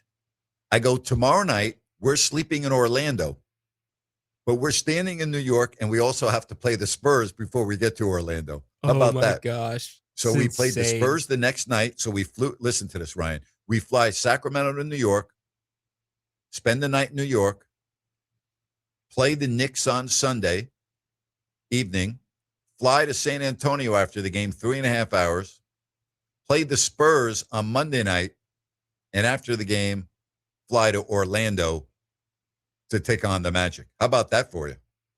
It's a whirlwind right there. Yeah. No other way to put it. What did a day off for, like, if you were in a random city and you didn't have to do the radio show and had the day off, what's that look like for you? A lot depends what city I'm in and what the weather's like. That would be the two factors. If it was super cold, I wouldn't go out. If we had a day off and I was in a good city, I would always go out. I had my favorite restaurants. And so you get in a routine, and I pretty much didn't vary from my routine. I pretty much went to the same places every year. That's right. The bartenders knew you. It was great. You know, I used to love eating dinner at the bars and watching games and talking to the bartenders. It's the best thing in the world, Grant. Eating dinner at a bar, like, I love it. You bring a magazine, you watch Love it. hands down the best with you. It is the best. I used to love it. I was by myself, and I used to love it. I love talking. You know me. I love talking to people I don't know and striking up conversations. Yeah. And then you get to know these individuals, and you see them every year, and you talk about their families and their love for their sports and who they like and how has business been. Hey, what's it like? What's it been like with this? You know, I told you I was sitting at El Gaucho, the bar in Portland, and the Portland soccer team was getting ready to play Seattle in the playoffs. And I'm getting ready to do the Kings-Blazers game the next night. Oh, there's the Portland Timbers. Yeah. All right. Against the Seattle Sound, right? Yep. And Sounders, I'm sorry. And he was like, you can't get a ticket for the games. I'm like, what do you mean? He goes, you can't get a ticket. It's the toughest ticket in years here in this city.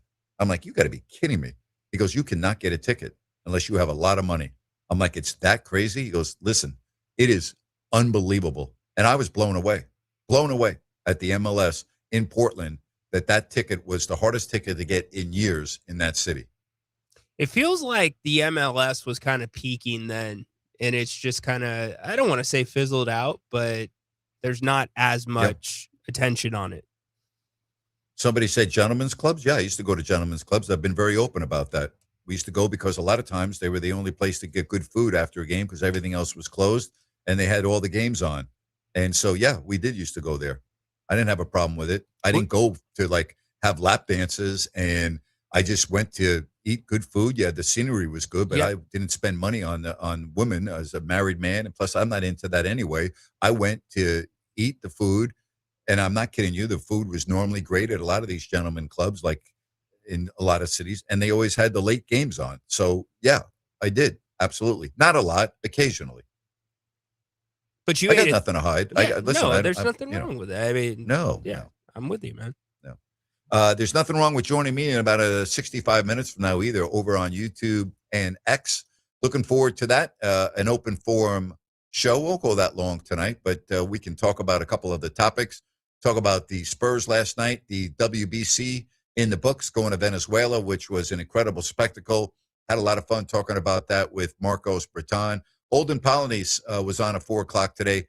He had some phenomenal stories talking about playing with Jerry Sloan or for Jerry Sloan, playing with John Stockton and Karl Malone, and reminiscing about some of the great fans around the NBA. And he's got 4 brackets that he filled out. He's got Arizona, I think, in 3 of them, and he's got Virginia's alma mater in the other. I have loyalty. I'm all about that. Now, I will tell you, Bowling Green's not in the tournament. But if they were, I would not pick them. No.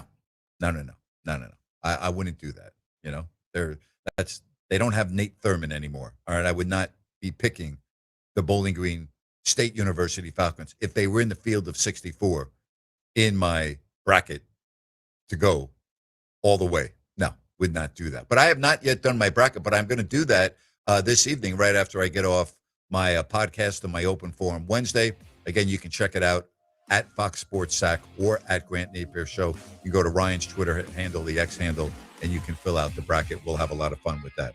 Hey, really interesting show today. I've enjoyed the conversations with you, with my guests. So we're going to wrap it up. We're done. 3 hours in the books. Hour number 1 will be replayed momentarily right here on Fox Sports Sacramento. My thanks today to Olden Polynice, Marcus Breton of the Sacramento Bee. For Ryan and Sacktown, this is Grant Napear saying so long and thanks for listening to Fox Sports Sacramento. Bye-bye now.